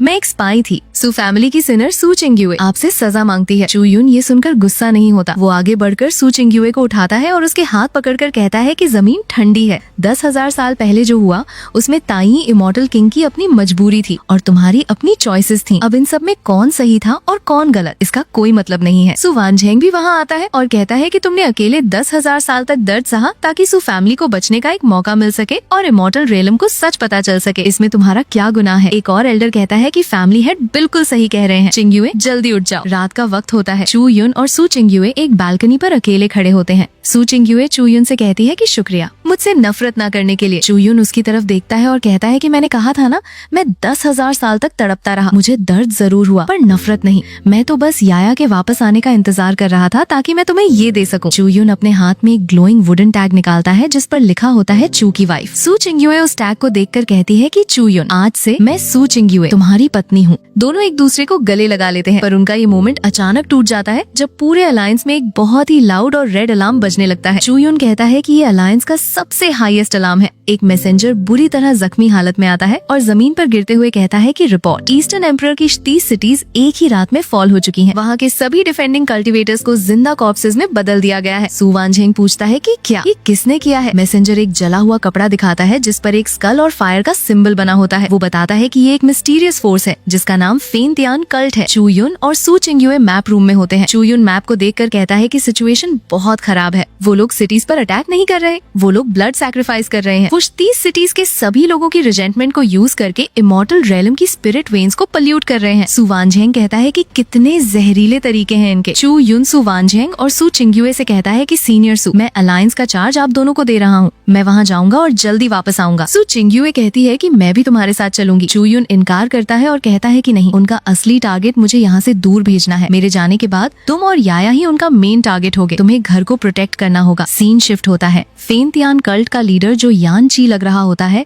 एक बहुत बड़े ऑल्टर पर खड़ा होता है और अपने फॉलोअर से कहता है कि ग्रेट यानदी वापस आने वाले हैं, तुम्हारा सैक्रिफाइस सबसे बड़ा ऑनर है। अचानक आसमान से एक मैसिव डार्क क्लॉ निकलता है। तभी वहाँ लेदी अपीयर होता है। लेदी यान ची से कहता है कि तुम्हारा फेनतियान कल्ट तो उस चूयुन ने एक ही झटके में खत्म कर दिया, लगता है तुम्हारे आदमी किसी काम के नहीं है। यान ची कहता है कि वो सब सिर्फ अबैंडन पॉन्स थे, का काम पूरा हो चुका है। लेदी पूछता है कि क्या तुम्हें यकीन है कि चूयुन इस ट्रैप में फंसेगा। यान ची कहता है कि वो जरूर फंसेगा। चूयुन देखने में कोल्ड लगता है पर वो इस दुनिया की किसी से भी ज्यादा परवाह करता है। अगर वो ईस्टर्न वाइल्डरनेस को बचाने गया तो हमारे पास मौका होगा। चूयुन की सबसे बड़ी वीकनेस सू चिंग्युए नहीं है बल्कि वो छोटी बच्ची है और उस बच्ची की पावर का सोर्स केओस एबिस में है। लेदी समझ जाता है और कहता है कि तुम्हारा मतलब है तुम केओस एबिस जाओगे, वहाँ के केओस ओरिजिन स्टोन को डिस्ट्रॉय कर दोगे और उस बच्ची का कनेक्शन कट कर दोगे। फिर वो बच्ची सिर्फ एक वेस्ट बन जाएगी जिसके पास खाली ब्लड लाइन होगी। यानची कहता है कि और जब ऐसा होगा तो उसकी प्रिमोडियल केओस पावर को हम दोनों आपस में बांट लेंगे। लेडी कहता है कि केओस एबिस पर चूयुन ने रेस्ट्रिक्शंस लगाई हुई हैं, मैं वहाँ आसानी से एंटर नहीं कर सकता। यानची एक ग्लोइंग डार्क की निकालता है और लेडी को देता है। वो कहता है कि मैंने तुम्हारे लिए तैयार कर ली है, इसे अपने पास रखो,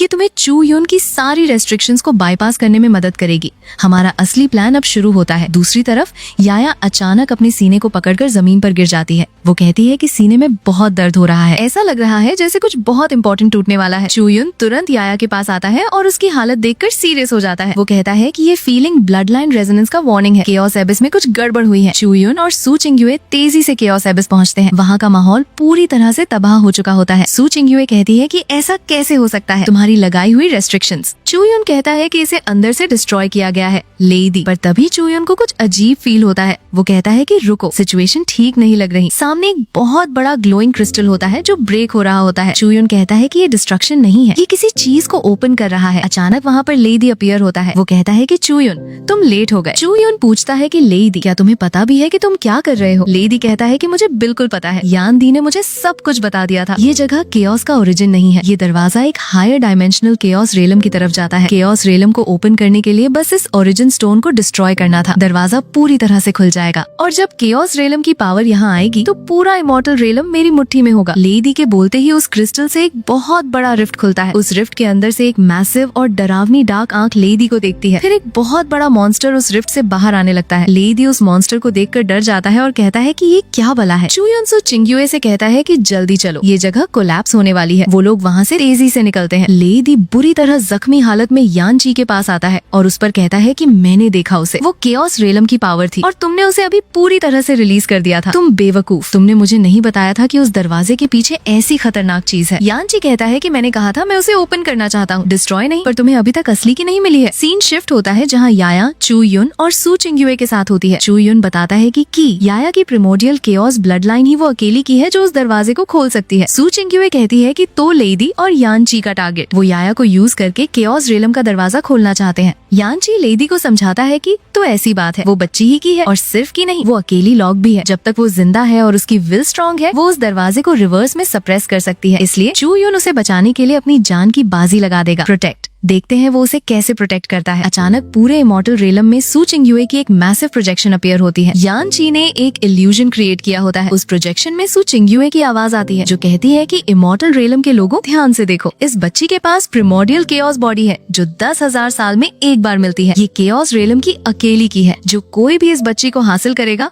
उसे केओस की पावर मिलेगी और वो इमॉर्टल बन जाएगा। ये ब्रॉडकास्ट देखकर याया डर जाती है। चू यून आसमान की तरफ देखता है और कहता है कि लेडी, तुम मेरे और सू फैमिली के दुश्मन बन रहे हो। लेडी की आवाज आती है जो कहती है कि नहीं, तुम पूरी दुनिया के दुश्मन बन रहे हो। जिस किसी को ये बच्ची मिलेगी वो इमॉर्टल बन जाएगा। ये सुनते ही इमॉर्टल रेलम के बहुत सारे कल्टिवेटर्स और मॉन्स्टर्स लालच में आकर चू यून और याया की तरफ भागने लगते हैं। याया चू यून को पकड़ लेती है और कहती है कि डैड, ये सब मुझे घूर रहे हैं। चू यून आगे बढ़ता है और उनके चारों तरफ एक मैसिव प्रोटेक्टिव बैरियर बना देता है। वो कहता है कि बकवास, ये सब आ गए हैं। पूरा इमॉर्टल रेलम पागल हो चुका है। कल्टिवेटर्स उस बैरियर पर अपने खतरनाक अटैक्स करने लगते हैं। चू यून अपनी स्वॉर्ड हवा में उठाता है और कहता है कि ये तो सिर्फ एपेटाइजर है। स्वॉर्ड कम। आसमान से बहुत सारी स्वॉर्ड्स गिरती हैं और एक मैसिव फॉर्मेशन एक्टिवेट हो जाता है। एक बड़ा सा कल्टिवेटर अपनी एक्स लेकर आता है और कहता है कि मामूली सा स्वॉर्ड फॉर्मेशन, देखो मैं इसे अपनी एक एक्स से कैसे तोड़ता हूँ। बाकी लोग भी अटैक करने लगते हैं पर चू यून का फॉर्मेशन उन सब पर भारी पड़ रहा होता है। दूसरी तरफ याओची होली लैंड में फाइट चल रही होती है। सू चिंगयुए और उसकी आर्मी वहाँ होती है। अचानक एक ब्लास्ट होता है। एक अलाई जख्मी हालत में गिरती है और कहती है कि क्यों,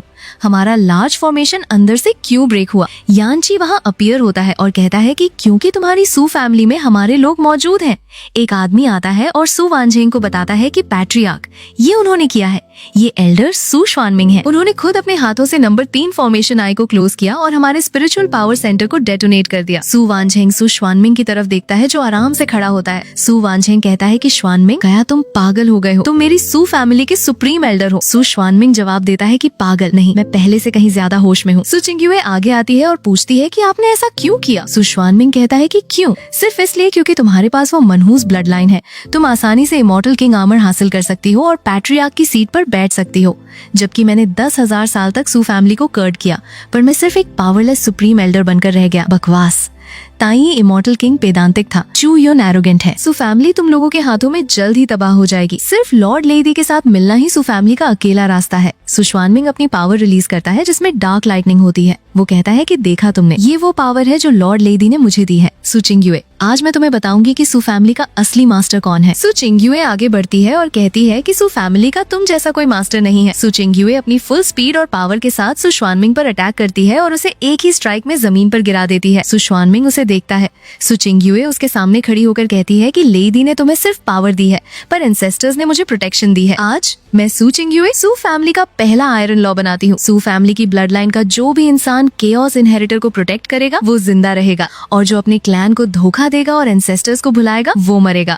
आसमान में लेडी अपीयर होता है और सू श्वानमिंग को देखकर कहता है कि कचरा। तभी लेडी के पीछे से 3 बहुत ही पावरफुल ओल्ड मेन अपीयर होते हैं। लेडी उन्हें देखकर कहता है कि तुम तीनों tens of thousands of years तक सोते रहे, अब वक्त आ गया है उठने का और अपनी हड्डियां स्ट्रेच करने का। चू यून उन तीनों को देखता है और कहता है कि उस वक्त इन्हें न मार पाना मेरी लाइफ का सबसे बड़ा रिग्रेट है। लेडी कहता है कि अब मौका आ गया है, मेरा ऑर्डर सुनो। नॉर्दर्न टेरिटरी थंडर आर्मी सू फैमिली के एंसेस्ट्रल लैंड को तबाह कर दे। वेस्टर्न सी डेमन किंगडम ड्रैगन क्लैन को मिटा दे। यान दी की ओल्ड आर्मी याओची पर फुल काउंटर अटैक करे और हम चारों चलकर अपने पुराने दोस्त से मिलेंगे। टोटल अटैक शुरू करो। सीन शिफ्ट होता है जहाँ याया एक जगह खड़ी होती है। एक बहुत ही बड़ा और खतरनाक डेमन उसकी तरफ बढ़ता है। डेमन अपनी मैसिव एक्स उठाता है और याया पर हमला करने लगता है। याया बिल्कुल नहीं डरती। वो अपनी स्वॉर्ड निकालकर उस डेमन की तरफ पॉइंट करती है और कहती है कि मेरे ग्रैंडपा को बुली मत करो। डेमन कहता है कि ये छोटी सी गुड़िया कहाँ से आ गई, दफा हो जाओ। याया अपनी full origin chaos power release करती है और उस डेमन की तरफ चार्ज करती है। एक मैसिव ब्लास्ट होता है और सीन यहीं पर कट हो जाता है। उस मैसिव ब्लास्ट के बाद वीडियो की शुरुआत में हम देखते हैं कि वो रेड हेयर वाला डीमन बॉस याया की तरफ देखता है और कहता है कि इमॉर्टल किंग लेवल की ये छोटी सी बच्ची मेरा क्या बिगाड़ लेगी। वो कोड डेथ कहते हुए याया पर एक बहुत ही डेडली और फास्ट अटैक करता है। सीन शिफ्ट होता है और हम देखते हैं कि याया बुरी तरह से जख्मी हो चुकी है और जमीन पर गिरने वाली होती है, पर वो हिम्मत नहीं हारती और कहती है कि मैं अभी भी लड़ सकती हूँ। दूसरी तरफ सू वानझेंग भी बुरी तरह जख्मी हालत में जमीन पर क्रॉल कर रहे होते हैं।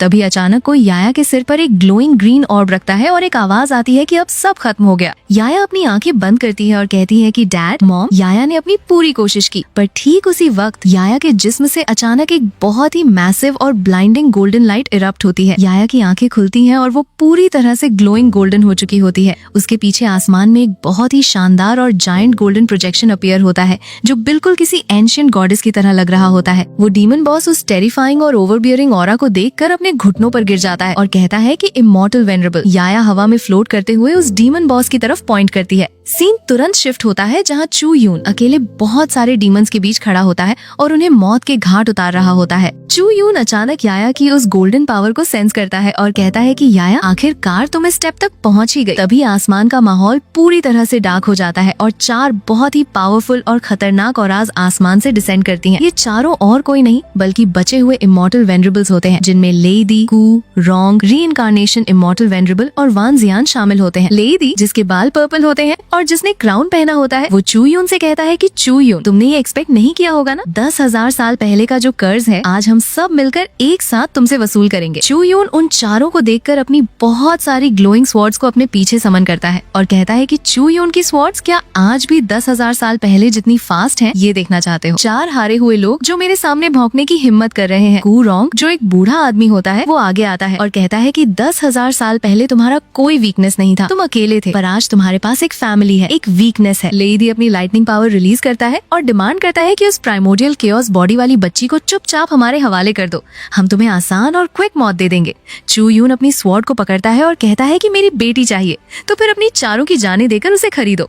लेडी कहता है कि मौत के मुंह में खड़े होकर भी तुम्हारी एरोगेंस खत्म नहीं हुई। वो अपने बाकी तीनों साथियों को ऑर्डर देता है और कहता है कि 4 symbols absolute killing array activate करो, आज इसकी सोल को पूरी तरह से डिस्ट्रॉय कर दो। चारों वेनरेबल्स अपनी अपनी पावर्स रिलीज करते हैं और आसमान में एक बहुत ही मैसिव और कॉम्प्लेक्स ग्लोइंग एरे फॉर्मेशन बन जाता है जो चू यून को घेर लेता है। चू यून उस एरे के सेंटर में खड़ा होता है और उसकी आंखों में एक शार्प ग्रीन ग्लो आता है। तभी अचानक सू किंग्यू वहाँ अपीयर होती है और चू यून के पास आकर खड़ी हो जाती है। वो चू यून की तरफ देखकर कहती है कि तुम अकेले नहीं हो। दोनों एक दूसरे का हाथ पकड़ते हैं और अपनी पावर्स को कंबाइन करना शुरू करते हैं। दूसरी तरफ से वेनरेबल्स कहते हैं कि मारो चू यून। चू यून और सू किंग्यू एक बहुत ही मैसिव और ब्लाइंडिंग अटैक आसमान की तरफ लॉन्च करते हैं जिससे एक बहुत बड़ा और टेरिफाइंग धमाका होता है। पूरा आसमान शेक करने लगता है। जब धुआं हटता है तो हम देखते हैं कि उन चारों वेनरेबल्स ने उस अटैक को ब्लॉक कर लिया होता है। कू रोंग कहता है कि इनकी कंबाइंड पावर तो पीक इमॉर्टल एम्परर लेवल को भी क्रॉस कर चुकी है, पर लेडी कहता है कि तो क्या हुआ, ये सिर्फ 2 लोग हैं, इनकी एनर्जी एग्जॉस्ट कर दो, ये ज्यादा देर तक नहीं टिक पाएंगे। वो चारों वेनरेबल्स मिलकर चू यून और सू किंग्यू पर लगातार अपने डेडली अटैक्स बारिश की तरह बरसाने लगते हैं। सू किंग्यू और चू यून पूरी कोशिश करते हैं उन्हें ब्लॉक करने की,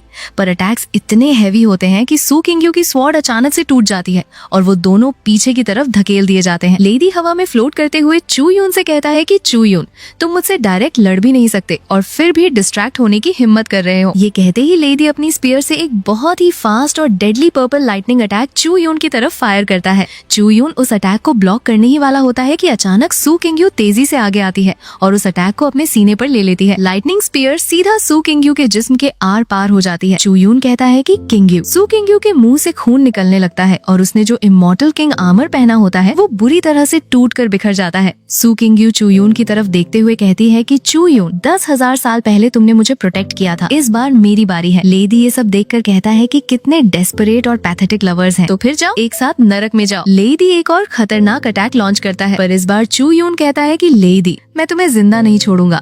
चू यून अपनी फुल पावर के साथ लेडी पर चार्ज करता है और एक बहुत ही ब्रूटल फाइट शुरू हो जाती है। दोनों के अटैक्स आपस में टकराते हैं जिससे आसमान में लगातार धमाके होते हैं। सीन शिफ्ट होता है और हम देखते हैं कि फाइट के बाद चू यून बुरी तरह से जख्मी हो चुका है। उसके जिस्म से खून बह रहा होता है और वो जमीन पर गिरा होता है। याया अपनी माँ और बाप के पास आती है। चू यून याया को देखता है और कहता है कि याया डैड ने अपनी पूरी कोशिश की। याया अपने पीछे उस गोल्डन प्रोजेक्शन को देखती है और कहती है कि ये इमॉर्टल वेनरेबल की पावर नहीं है, ये उससे भी ज्यादा एंशिएंट और पुरानी पावर है। याया उन चारों वेनरेबल्स की तरफ देखती है और कहती है कि तुम लोगों ने मेरे पेरेंट्स को हर्ट किया है, मैं तुम्हें माफ नहीं करूंगी। याया हवा में फ्लोट करती है और अपनी आखिरी पावर यूज करके एक मैसिव ग्लोइंग स्फीयर क्रिएट करती है।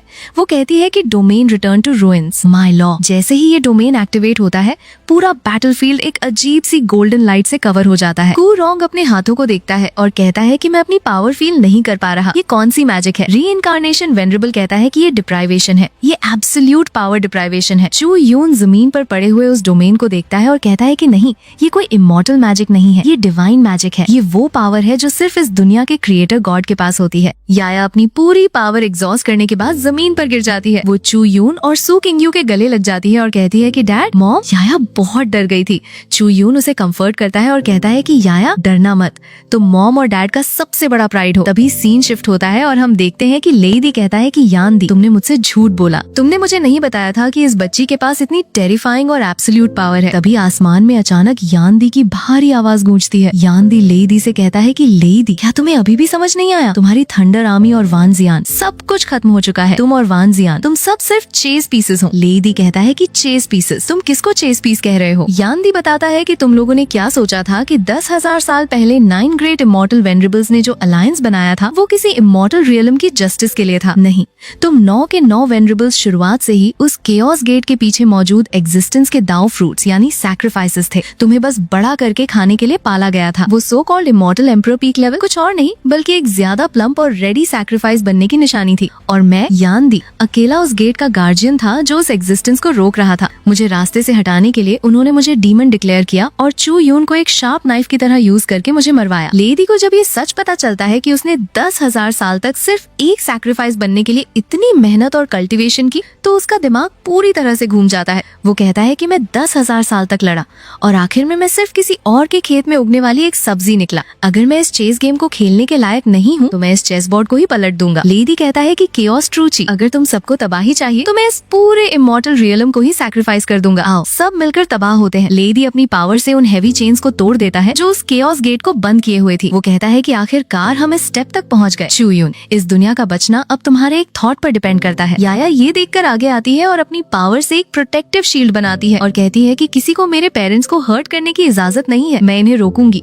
पर लेडी कहता है कि ओपन फॉर दिस एम्परर। वो फोर्सफुली उस मैसिव केओस गेट को खोल देता है। गेट खुलते ही अंदर से एक बहुत ही टेरिफाइंग, मैसिव और डार्क क्लॉ बाहर आता है। पूरा आसमान डार्क क्लाउड्स और रेड लाइटनिंग से भर जाता है। तभी अचानक वहाँ पर यान दी अपनी फिजिकल फॉर्म में अपीयर होता है। यान दी के रेड बाल और रेड क्लोथ्स हवा में लहरा रहे होते हैं। वो तेजी से उस गेट के सामने जाता है और अपने दोनों हाथों से उस गेट को वापस बंद करने की कोशिश करता है। चू यून ये देखकर कहता है कि यान दी, उसने सच में अपनी सील ब्रेक कर ली। लेडी जब यान दी को देखता है तो वो उस पर हमला करने के लिए आगे बढ़ता है और कहता है कि यान दी, क्या तुम पागल हो गए हो? तुम चू यून को मारने के बजाय उसकी मदद कर रहे हो। यान दी चू यून की तरफ देखता है और कहता है कि चू यून, 10,000 साल पहले हम दोनों को ही यूज किया गया था। मैं इस गेट का गेट कीपर था और तुम एक टूल थे। चू यून को आखिरकार रियलाइज होता है कि उसने 10,000 साल पहले इस दुनिया के असली प्रोटेक्टर को ही मार दिया था। लेडी अभी भी इस बात को एक्सेप्ट करने के लिए तैयार नहीं होता कि वो एक सैक्रिफाइस है। वो कहता है कि बकवास, हम इमॉर्टल एम्परर्स किसी का नरिशमेंट कैसे हो सकते हैं? यान दी उससे कहता है कि अगर तुम्हें यकीन नहीं है तो अपनी ओरिजिन पावर को फुल फोर्स में सर्कुलेट करके देखो, तुम्हें खुद पता चल जाएगा। लेडी जैसे ही अपनी पावर को सर्कुलेट करता है, अचानक उसके सीने पर एक बहुत ही डार्क और पेनफुल कर्व मार्क अपीयर होता है। लेडी उसे देखता है और उसे आखिरकार यकीन हो जाता है कि वो सच में एक सैक्रिफाइस है जिसे डिवोर करने के लिए मार्क किया गया है। लेडी कहता है कि मैं लेई डोंगटियन किसी का चेस पीस नहीं बनूंगा और ना ही किसी का नरिशमेंट बनूंगा। जिसने भी मुझे चेस पीस बनाया है मैं उससे खून की कीमत वसूल करूंगा। लेडी मुड़कर चू यून और यान दी की तरफ देखता है और कहता है कि चू यून, यान दी, 10,000 साल पहले की दुश्मनी को अभी के लिए भूल जाओ। आज हम तीनों मिलकर एक अलायंस बनाते हैं। पहले हम इन बचे हुए कचरे वेनरेबल्स को मारेंगे और फिर उस गेट के पीछे वाले बास्टर्ड को मारेंगे। क्या कहते हो? यान दी एग्री करता है और कहता है कि ठीक है। तभी अचानक वहाँ पर कू रोंग, रीइंकार्नेशन, इमॉर्टल वेनरेबल और वान जियान अपीयर होते हैं। वो तीनों उन्हें देखकर कहते हैं कि क्या टचिंग सीन है, पर अफसोस तुम्हारा कोई फ्यूचर नहीं है। गद्दारों का अंजाम गद्दारों जैसा ही होना चाहिए। लेडी कहता है कि तुम लोग मरने से नहीं डरते। कू रोंग कहता है कि हम मरने से नहीं डरते क्योंकि हम इटर्नल दाव को परस्यू कर रहे हैं। हम मैडमैन नहीं है, हम पायनियर्स हैं। हम अपने लॉर्ड के डिसेंड होने का इंतजार कर रहे हैं ताकि हम केओस रियलम में ऑन्टर कर सकें और ट्रू ट्रांसेंडेंस हासिल कर सकें। और तुम सब हमारे लॉर्ड के डिसेंड होने के लिए सैक्रिफाइसेस बनोगे। ये सुनते ही एक बहुत ही मैसिव और एपिक बैटल शुरू हो जाती है। तीनों वेनरेबल्स मिलकर चू यून, यान दी और लेडी पर अपने अल्टीमेट अटैक्स लॉन्च करते हैं। चू यून अपनी स्वॉर्ड निकालता है और chaos reverses heaven and earth technique use करता है। एक मैसिव स्वॉर्ड बीम से चू यून उन तीनों एनिमीज का उनके लॉर्ड के साथ जो कनेक्शन होता है उसे पूरी तरह से कट कर देता है। एक एनिमी वहीं जमीन पर गिरता है और कहता है कि शुक्रिया, तुमने मुझे जल्दी रिलीफ दे दी, और वो मर जाता है। पर यान्दी कहता है कि हमने मिस कैलकुलेट कर लिया। इन्हें मरने से इनकी एनर्जी सीधा उस गेट के पीछे वाले मॉन्स्टर को जा रही है और वो रिकवर हो रहा है। तभी याया आगे आती है और कहती है कि डैड, मॉम, मैं ही इस गेट की हूँ और मैं ही इसका लॉक हूँ। ये मेरी डेस्टिनी है। याया उस मैसिव केओस गेट के बिल्कुल सामने जाकर बैठ जाती है। उसकी बॉडी से बहुत सारी ग्लोइंग गोल्डन चेन्स निकलती हैं, जो उस गेट को चारों तरफ से जकड़ लेती हैं और उसे सील करने लगती हैं। बचे हुए एनिमीज याया को रोकने के लिए उस पर डेडली अटैक्स करते हैं। चू यून और लेडी उन अटैक्स को ब्लॉक करते हैं और कहते हैं कि याया के लिए टाइम बाय करो। लेडी फाइट करते करते कहता है कि मैं अपनी पूरी जिंदगी एक चेस पीस रहा, पर मरने से पहले मैं किसी न किसी को अपने साथ नरक जरूर लेकर जाऊंगा। दूसरी तरफ यान्दी एक बहुत ही फेटल अटैक को अपने ऊपर ले लेता है ताकि याया और दुनिया को बचा सके। यान्दी बुरी तरह जलने लगता है। वो चू यून की तरफ देखता है और अपने आखिरी शब्दों में कहता है कि चू यून, इस दुनिया को प्रोटेक्ट करने में मेरी मदद करना। ये कहते ही यान्दी पूरी तरह से राख में बदल जाता है और हमेशा के लिए मर जाता है। याया अपनी पूरी पावर लगाती है और आखिरकार उस केओस गेट को सक्सेसफुली सील कर देती है। सीन शिफ्ट होता है। बैटल खत्म हो चुकी है। चू यून सू किंगयू को अपनी बाहों में होल्ड किए हुए होता है।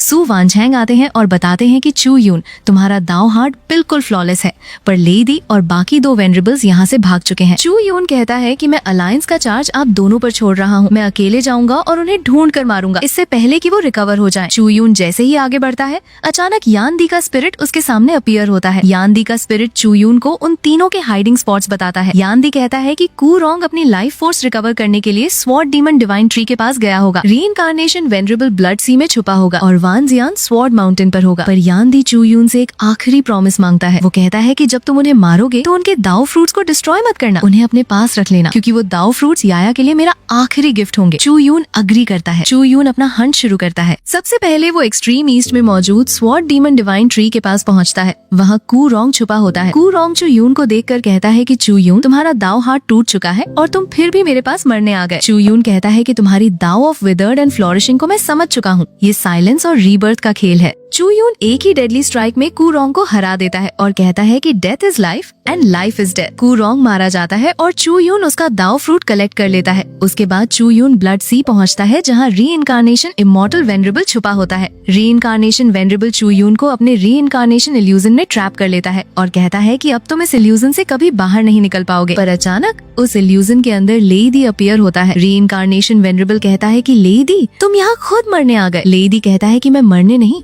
अपने किए की सजा भुगतने आया हूँ। मैं लेई डोंगटियन किसी का नरिशमेंट नहीं बनूंगा। लेडी आगे बढ़कर रीइंकार्नेशन वेनरेबल को कस के पकड़ लेता है और एक बहुत ही मैसिव एक्सप्लोजन के साथ सेल्फ डिस्ट्रक्ट कर लेता है। दोनों वहीं मारे जाते हैं। मरने से पहले लेडी चू यून से कहता है कि उस बच्ची से कहना अब मैं उसका कर्जदार नहीं हूँ। चू यून वहाँ से भी दाव फ्रूट उठा लेता है। आखिर में चू यून स्वॉर्ड माउंटेन पर पहुँचता है, जहाँ वान जियान उसका इंतजार कर रहा होता है। दोनों के बीच एक बहुत ही एपिक और फास्ट पेस स्वॉर्ड फाइट शुरू होती है। वान जियान चू यून पर हेवी अटैक्स करते हुए कहता है कि तुम्हारी स्वॉर्ड टेक्निक पूरी तरह से मेसअप हो चुकी है। पर तभी यान्दी का स्पिरिट चू यून के पीछे अपीयर होता है और अपनी बची हुई पावर चू यून को देता है। चू यून की स्वॉर्ड आग से भड़क उठती है। चू यून एक बहुत ही मैसिव और terrifying flaming sword strike unleash करता है। वान जियान पूछता है कि ये कौन सी स्वॉर्ड दाव है। चू यून जवाब देता है कि इस स्वॉर्ड का नाम झोंग यान यानी लॉयल वर्ड्स है। वान जियान इस अटैक से मारा जाता है। चू यून यान्दी के स्पिरिट से कहता है कि तुम्हारा काम खत्म नहीं हुआ। अब तुम इस इमॉर्टल रियलम को हमेशा के लिए गार्ड करोगे और केओस पर नजर रखोगे। कुछ वक्त गुजर जाता है और इमॉर्टल रियलम में पूरी तरह से शांति लौट आती है। हम देखते हैं कि याया और डोडो एक बहुत ही बड़े रेडिश के पास खड़े लड़ रहे होते हैं। डोडो कहता है कि ये रेडिश मेरा है, मैंने इसे पहले देखा था। याया कहती है कि नहीं, ये मेरा है। चू यून और सू किंगयू आराम से रॉकिंग चेयर्स पर बैठे ये सब देख रहे होते हैं। सू किंगयू कहती है कि लिटिल मास्टर थोड़ी रीजनेबल बनो, ये रेडिश डोडो ने उगाया था। चू यून एक छोटे से पौधे को टच करता है जो तुरंत ग्रीन ग्लो करने लगता है। चू यून कहता है कि लॉर्ड, हमारी असली बैटल तो अभी बस शुरू हुई है। वीडियो के आखिरी सीन में हम देखते हैं कि एक बहुत ही ग्रैंड लोकेशन पर इमॉर्टल रियलम के तमाम कल्टिवेटर्स और लीडर्स जमा होते हैं। सू वांझेंग आगे आते हैं और सबके सामने अनाउंस करते हैं कि आज हम सब यहाँ इमॉर्टल रियलम में शांति कायम करने के लिए जमा हुए हैं। वो चू यून से रिक्वेस्ट करते हैं कि सीनियर चू, प्लीज आप आगे आइए और इस इमॉर्टल रियलम के रूलर की पोजीशन संभालिए। सारे कल्टिवेटर्स अपने घुटनों पर बैठकर बो करते हैं और कहते हैं कि हम आपको फॉलो करने के लिए तैयार हैं। पर चू यून कहता है कि मैं रिफ्यूज करता हूँ। सब लोग हैरान रह जाते हैं। एक यंग कल्टिवेटर पूछता है कि सीनियर, अगर आप रूलर नहीं बनेंगे तो इस इमॉर्टल रियलम को दोबारा तबाह होने इसे कौन रोकेगा। चू यून सबको समझाता है कि इस दुनिया को हाई और माइटी रूलर्स की जरूरत नहीं है, बल्कि गार्जियंस की जरूरत है। इसलिए मैं प्रपोज करता हूँ कि हम एक गार्जियन अलायंस बनाएं। इस अलायंस में Su family, dragon clan, spirit phoenix clan और याओची होली लैंड सब मिलकर काम करेंगे। यहाँ कोई किसी पर राज नहीं करेगा। हम सब मिलकर इस दुनिया को प्रोटेक्ट करेंगे और केओस गेट पर नजर रखेंगे। एक एल्डर आगे आता है और कहता है कि सीनियर, ऐसी लूज अलायंस कैसे काम करेगी? ये तो किसी को डराने के लिए काफी नहीं होगी। चू यून अपनी बहुत ही टेरिफाइंग और मैसिव ऑरा रिलीज करता है, जिससे सब लोग दब जाते हैं। चू यून कहता है कि मैं ही सबसे बड़ा डिटरेंस हूँ। फिर एक और एल्डर कहता है कि सीनियर चू, हम आपकी पावर को मानते हैं, पर उस याया की प्राइमोर्डियल केओस पावर का क्या? वो पावर इस दुनिया के लिए बहुत बड़ा खतरा है।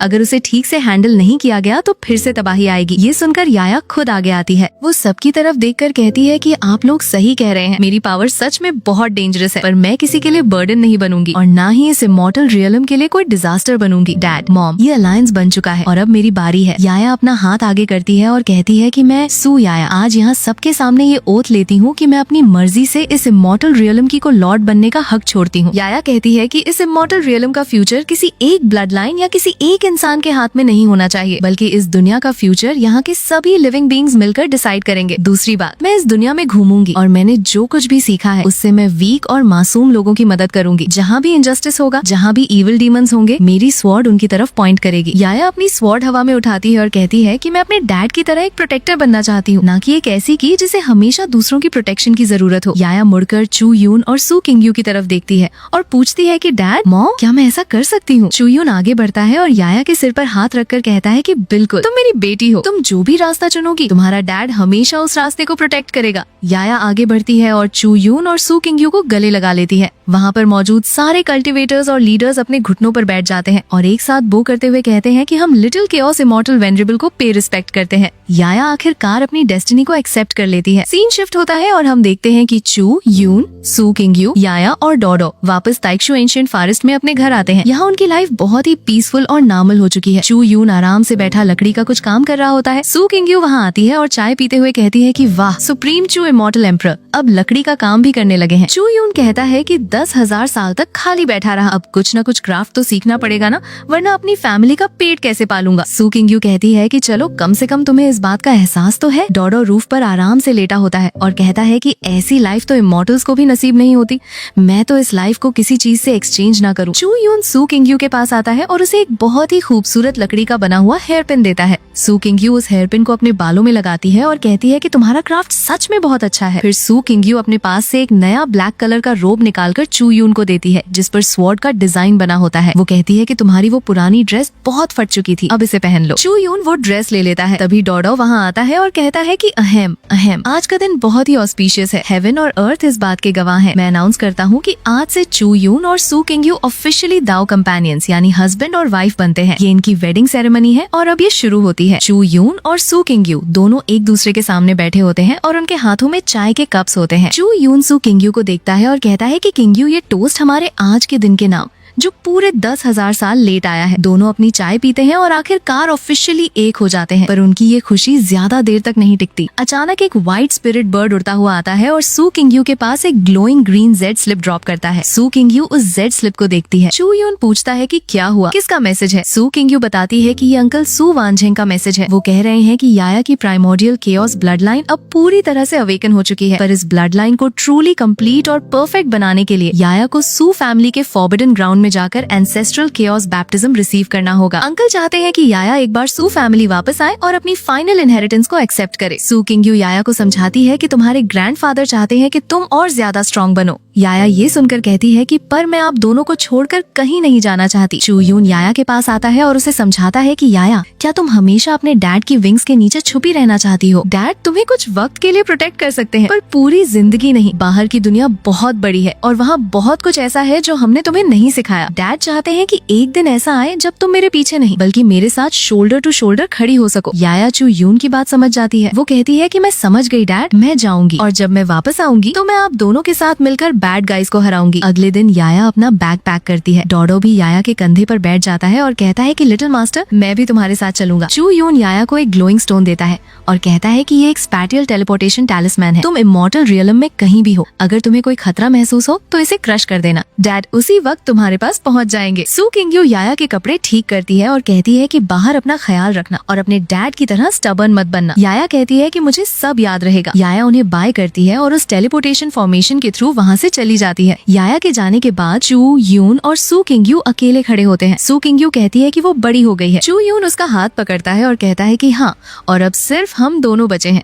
इसके बाद हम देखते हैं कि चू यून और सू किंग-यू एक साथ बहुत ही क्वालिटी टाइम स्पेंड करते हैं। वो दोनों मिलकर गार्डन में रेडिशेस उगाते हैं, किचन में एक साथ खाना बनाते हैं और रात को एक साथ बैठकर बुक्स पढ़ते हैं। उनकी लाइफ बिल्कुल परफेक्ट लग रही होती है। पर एक रात जब चू यून और सू किंग-यू सो रहे होते हैं तो चू यून अचानक से अपनी आंखें खोलता है। चू यून को कुछ फील होता है। वो अपने मन में कहता है कि ग्रो कर रही है, तुम आना चाहते हो तो आओ, मैं तुम्हारा इंतजार करूंगा। चू यून उठकर बाहर आता है और अपनी रॉकिंग चेयर पर बैठ जाता है। वो कहता है कि मैं इस फैमिली का प्रोटेक्टर हूँ और मैं किसी को इस शांति को तबाह नहीं करने दूंगा। कुछ दिन गुजर जाते हैं। चू यून और सू किंग-यू बाहर बैठे होते हैं कि अचानक चू यून कहता है कि वो वापस आ गई। सू किंग-यू कहती है कि एक्सपेक्टेड टाइम से 3 दिन पहले ही। तभी वहाँ पर टेलीपोर्टेशन फॉर्मेशन ग्लो करता है और याया वहाँ अपीयर होती है। याया कहती है कि ये मेरे घर की खुशबू है। डोडो भी उसके कंधे पर होता है और कहता है कि आखिरकार हम वापस आ गए। बाहर की स्पिरिचुअल एनर्जी तो बिल्कुल पानी की तरह थी।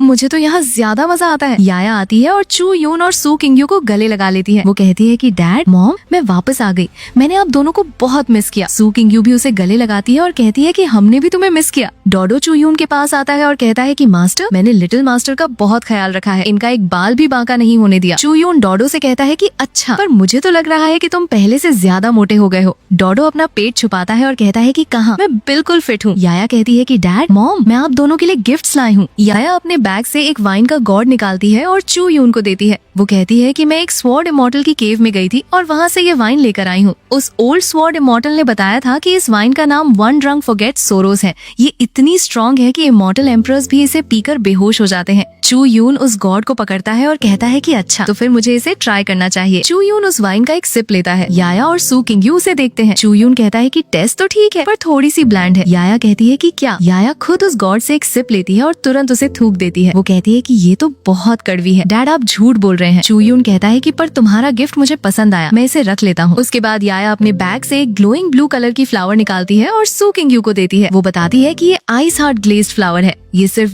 10,000 साल पुरानी आइस के पीक पर ही ब्लूम करती है। मैंने पूरे 3 महीने वहाँ बैठकर इसका इंतजार किया है, सिर्फ आपके लिए। सू किंग-यू उस फ्लावर को देखकर कहती है कि ये बहुत खूबसूरत है, शुक्रिया याया। फिर याया डोडो की तरफ देखती है और एक बहुत ही मैसिव और ग्लोइंग स्पिरिट मशरूम निकालती है। डोडो उस मशरूम को देखते ही पागल हो जाता है। वो कहता है कि वाह, 70,000 साल पुराना मशरूम, मैं तो अमीर हो गया। डोडो उस मशरूम को गले लगा लेता है और याया से कहता है कि लिटिल मास्टर, आप ही मेरी असली पेरेंट्स हैं। चू यून ये सब देखकर कहता है कि हमारी याया सच में बड़ी हो गई है। रात का वक्त होता है। चू यून उस बैम्बू ट्री के पास खड़ा होता है जहाँ उसने 10,000 साल तक कार्व किया था कि याया और किंग-यू कहाँ हैं। चू यून कहता है कि 10,000 साल हो गए, अब इस बैम्बू पर लिखी हुई लाइन को चेंज करने का वक्त आ गया है। चू यून अपनी ग्लोइंग फिंगर से उस बैम्बू पर कार्व करता है, याया रिटर्न्स होम। उसके बाद चू यून, सू किंग-यू और याया बाहर चेयर्स पर आराम से बैठे आसमान की तरफ देख रहे होते हैं। याया कहती है कि मॉम देखिए, स्टार्स कितने ब्राइट हैं। डैड, क्या आपको पता है इन स्टार्स के उस पार क्या है? चू यून जवाब देता है कि और भी ज्यादा स्टार्स हैं और कुछ ऐसे गेस्ट हैं जिन्हें हमने इनवाइट नहीं किया। चू यून अपने मन में सोचता है कि 10,000 साल की वो अकेली और डार्क लाइफ शायद इसी एक मोमेंट की कंप्लीटनेस के लिए थी। पर अचानक सीन पूरी तरह से डार्क हो जाता है। हम देखते हैं कि एक बहुत ही टेरिफाइंग और मैसिव डार्क रियलम में एक जायंट दरवाजा अपीयर होता है। उस दरवाजे से एक बहुत ही डरावनी और भारी आवाज आती है जो कहती है कि केओस इमॉर्टल वेनरेबल, आखिरकार तुम अपीयर हो ही गई।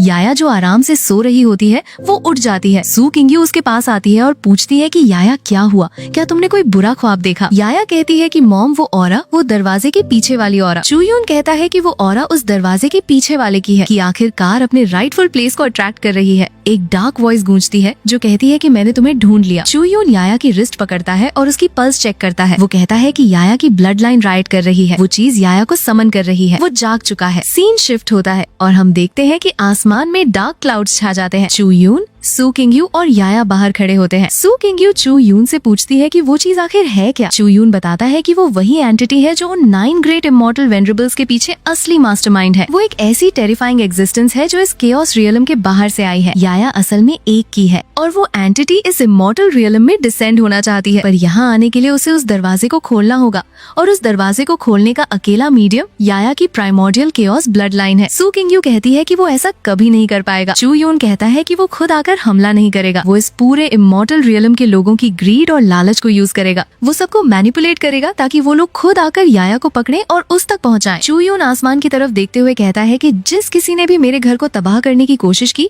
मैं उसकी पूरी दुनिया को तबाह कर दूंगा। आसमान से एक डार्क आवाज गूंजती है जो कहती है कि आओ मेरी की। चूयून अपने हाथ आगे करता है और एक बहुत ही massive glowing golden array formation activate करता है। वो कहता है कि मिरियड मैनिफेस्टेशन सेनलुओ, मेरी कमांड सुनो। पूरा एरिया एक बहुत ही स्ट्रॉन्ग गोल्डन शील्ड से कवर हो जाता है। चूयून कहता है कि आने दो इन सबको, देखते हैं इस दुनिया में कितने लोग हैं जो मौत से नहीं डरते। चूयून कहता है कि ये लोग बहुत जल्दी आ गए हैं। सीन शिफ्ट होता है और हम देखते हैं कि उस प्रोटेक्टिव बैरियर के बाहर एक बहुत ही मैसिव आर्मी जमा हो चुकी होती है। इनमें बहुत सारे खतरनाक डीमंस और ग्रीडी कल्टिवेटर्स होते हैं। एक बड़ा सा डार्क ड्रैगन डीमन आगे आता है और कहता है कि एक टूटा हुआ फॉरेस्ट मुझे रोकना चाहता है। चूयून पिछले 10,000 साल से इस जगह पर एक डरपोक कछुए की तरह छुपा बैठा है। आज मैं इसके इस कछुए के खोल को तोड़ दूंगा। एक और कल्टिवेटर कहता है कि प्राइमोर्डियल केओस बॉडी जिसके हाथ पहले लगेगी वही उसका मालिक होगा। हमला करो। पूरी आर्मी उस बैरियर पर अटैक करने के लिए चार्ज करती है। सू किंग्यू उन्हें देखकर कहती है कि ये लोग तो बहुत ज्यादा हैं। चूयून खड़ा रहता है और कहता है कि ये सब सिर्फ मुर्गियां और कुत्ते हैं और कुछ नहीं। चूयून अपना हाथ हवा में उठाता है और कहता है कि स्वॉर्ड डस्ट राइज। अचानक आसमान से हजारों ग्लोइंग ब्लू स्वॉर्ड्स बारिश की तरह गिरती हैं और उन अटैकर्स पर ब्लास्ट होती हैं। चूयून का ये अटैक इतना मैसिव होता है कि आधी आर्मी वहीं पर तबाह हो जाती है। एक अटैकर कहता है कि ये कैसा खतरनाक एरे फॉर्मेशन है, मुझे बचाओ। बचे हुए डीमंस और कल्टिवेटर्स कहते हैं कि चूयून, अगर तुम्हें हिम्मत है तो इस फॉर्मेशन से बाहर आकर हमसे लड़ो। अंदर छुपकर बैठना कौन सी बहादुरी है। चूयून कहता है कि जैसी तुम्हारी मर्जी। चूयून उस बैरियर से बाहर निकलता है और उन डीमंस के बीच पहुंच जाता है। एक ही सेकंड में चूयून अपनी स्वॉर्ड से एक मैसिव स्ट्राइक करता है जो उन सभी डीमंस को हवा में उड़ा देती है। पर तभी आसमान से एक बहुत ही टेरिफाइंग और मैसिव पर्पल लाइट का पिलर जमीन पर गिरता है। पूरा आसमान डार्क हो जाता है। उस पिलर के अंदर से एक आवाज आती है जो कहती है कि लॉर्ड के आर्डर पर मैं की को लेने आया हूँ। जो लोग रास्ते में आएंगे वो मारे जाएंगे। उस पर्पल लाइट के अंदर से एक बहुत ही पावरफुल आदमी बाहर आता है। इसने हेवी आर्मर पहना होता है और इसके बाल पर्पल होते हैं। ये कोई और नहीं बल्कि उस एंटिटी का सबसे खतरनाक एमिसरी होता है। वो एमिसरी चूयून और याया की तरफ देखता है और कहता है कि मेरे साथ चलो, रेजिस्ट करने का कोई फायदा नहीं है। चूयून और सू किंग्यू आगे बढ़ते हैं और उस एमिसरी पर अपना सबसे पावरफुल कंबाइंड अटैक लॉन्च करते हैं। पर वो एमिसरी अपनी जगह पर खड़ा रहता है। वो अपने हाथ से 2 मैसिव ग्लोइंग ड्रैगन समन करता है जो चूयून और सू किंग्यू के अटैक को ब्लॉक कर लेते हैं। एमिसरी कहता है कि तुम्हारी पावर ठीक है पर अफसोस तुम बहुत वीक हो। वो एमिसरी एक झटका देता है जिससे चूयून और सू किंग्यू पीछे की तरफ उड़ते हुए गिरते हैं। याया अपने पेरेंट्स को गिरते हुए देखकर आगे आती है और अपनी प्राइमोर्डियल केओस पावर को फुल फोर्स में रिलीज करती है।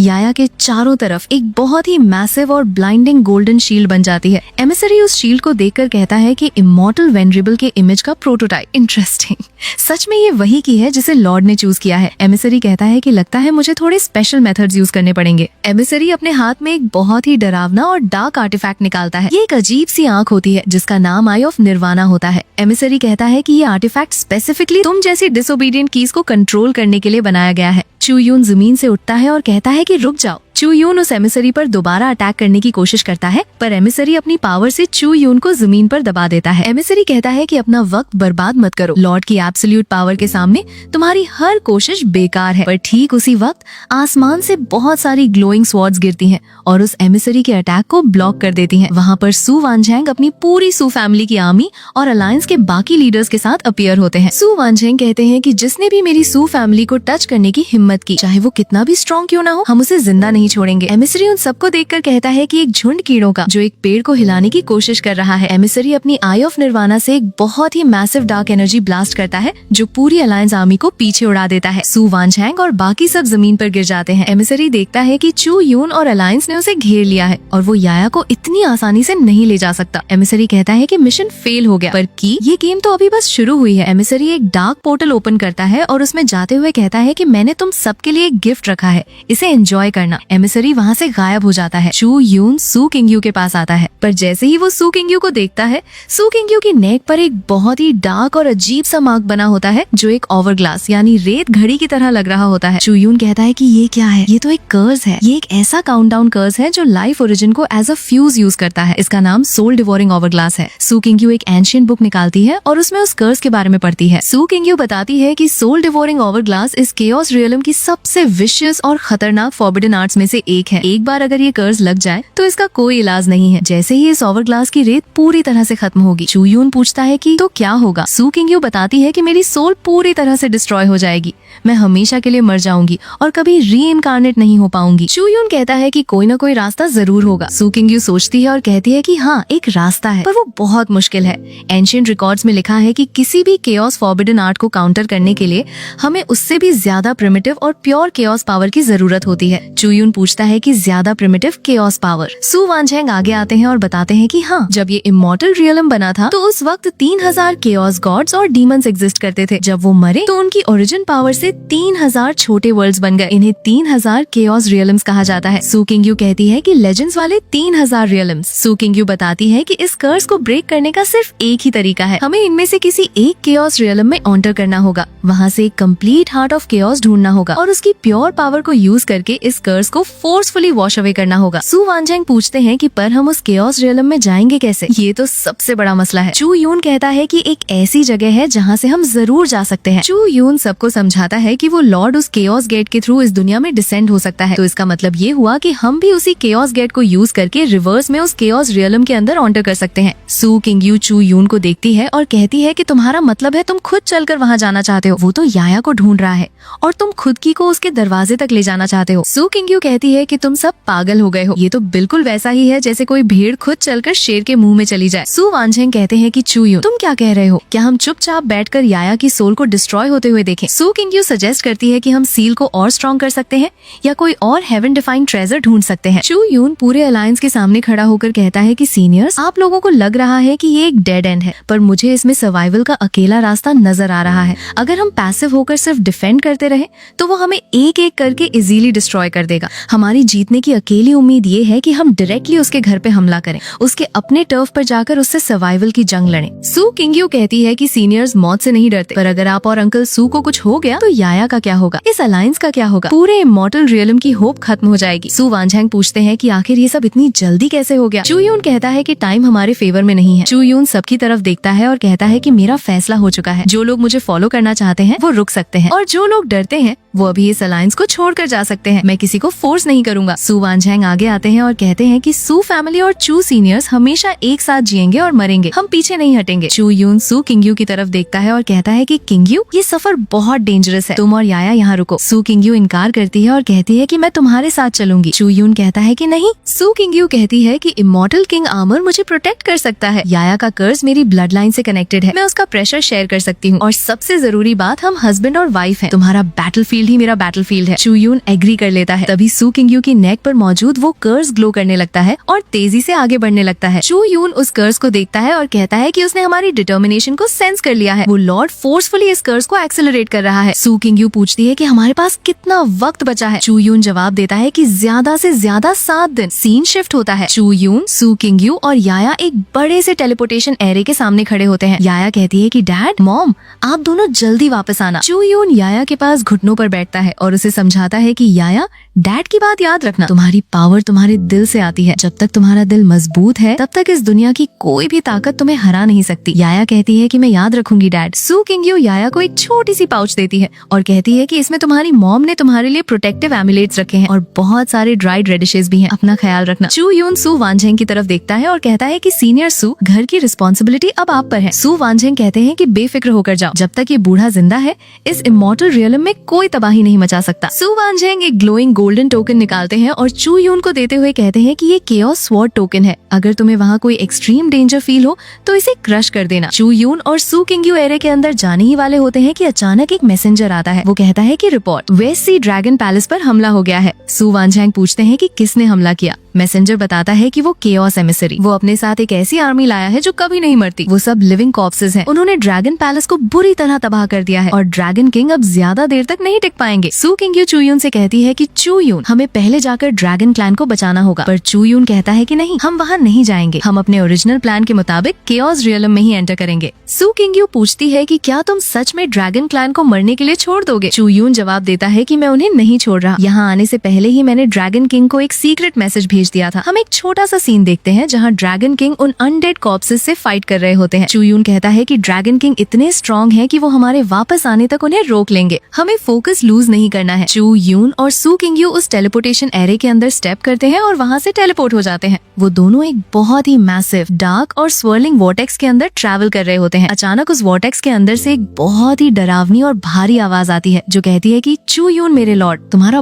बहुत देर से इंतजार कर रहे थे। चू यून सू किंग्यू का हाथ पकड़ लेता है और कहता है कि मेरे पीछे रहना। चू यून अपनी स्वॉर्ड से एक मैसिव ब्लास्ट करता है जो सामने आने वाले डार्क ऑब्स्टिकल्स को डिस्ट्रॉय कर देता है। सू किंग्यू कहती है कि तुम्हारी पावर और ज्यादा स्ट्रांग हो गई है।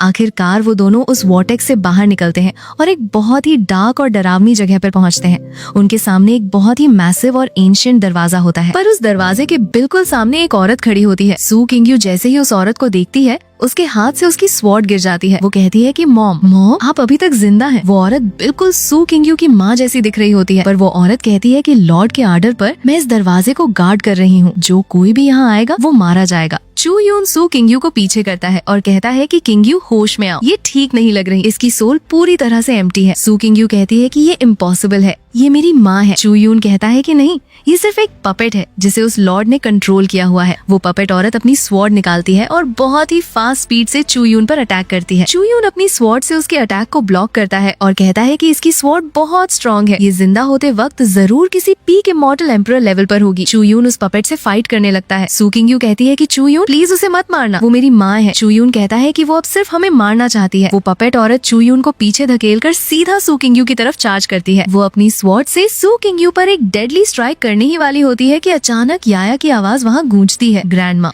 मेरी मॉम को बुली मत करो। अचानक सू किंग्यू के आगे याया का एक बहुत ही मैसिव और ग्लोइंग गोल्डन प्रोजेक्शन अपीयर होता है जो उस पपेट की स्वॉर्ड को ब्लॉक कर देता है।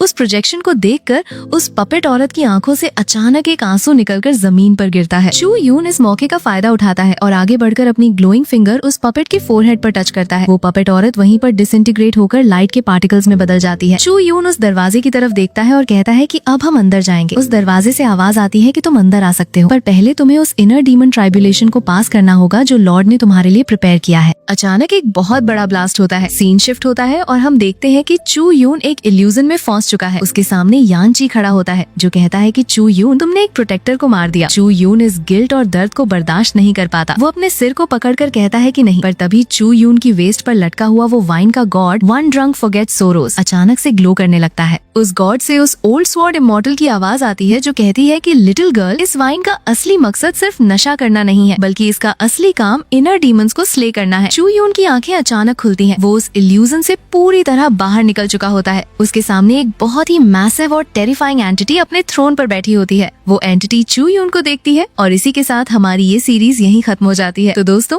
अगर आपको ये एक्सप्लेनेशन पसंद आई हो तो वीडियो को लाइक जरूर करना, अपने दोस्तों के साथ शेयर करना और चैनल को सब्सक्राइब करके बेल आइकॉन दबा देना ताकि आगे की एपिक स्टोरी आपसे मिस ना हो। मिलते हैं आपसे अगली वीडियो में, तब तक के लिए बाय बाय।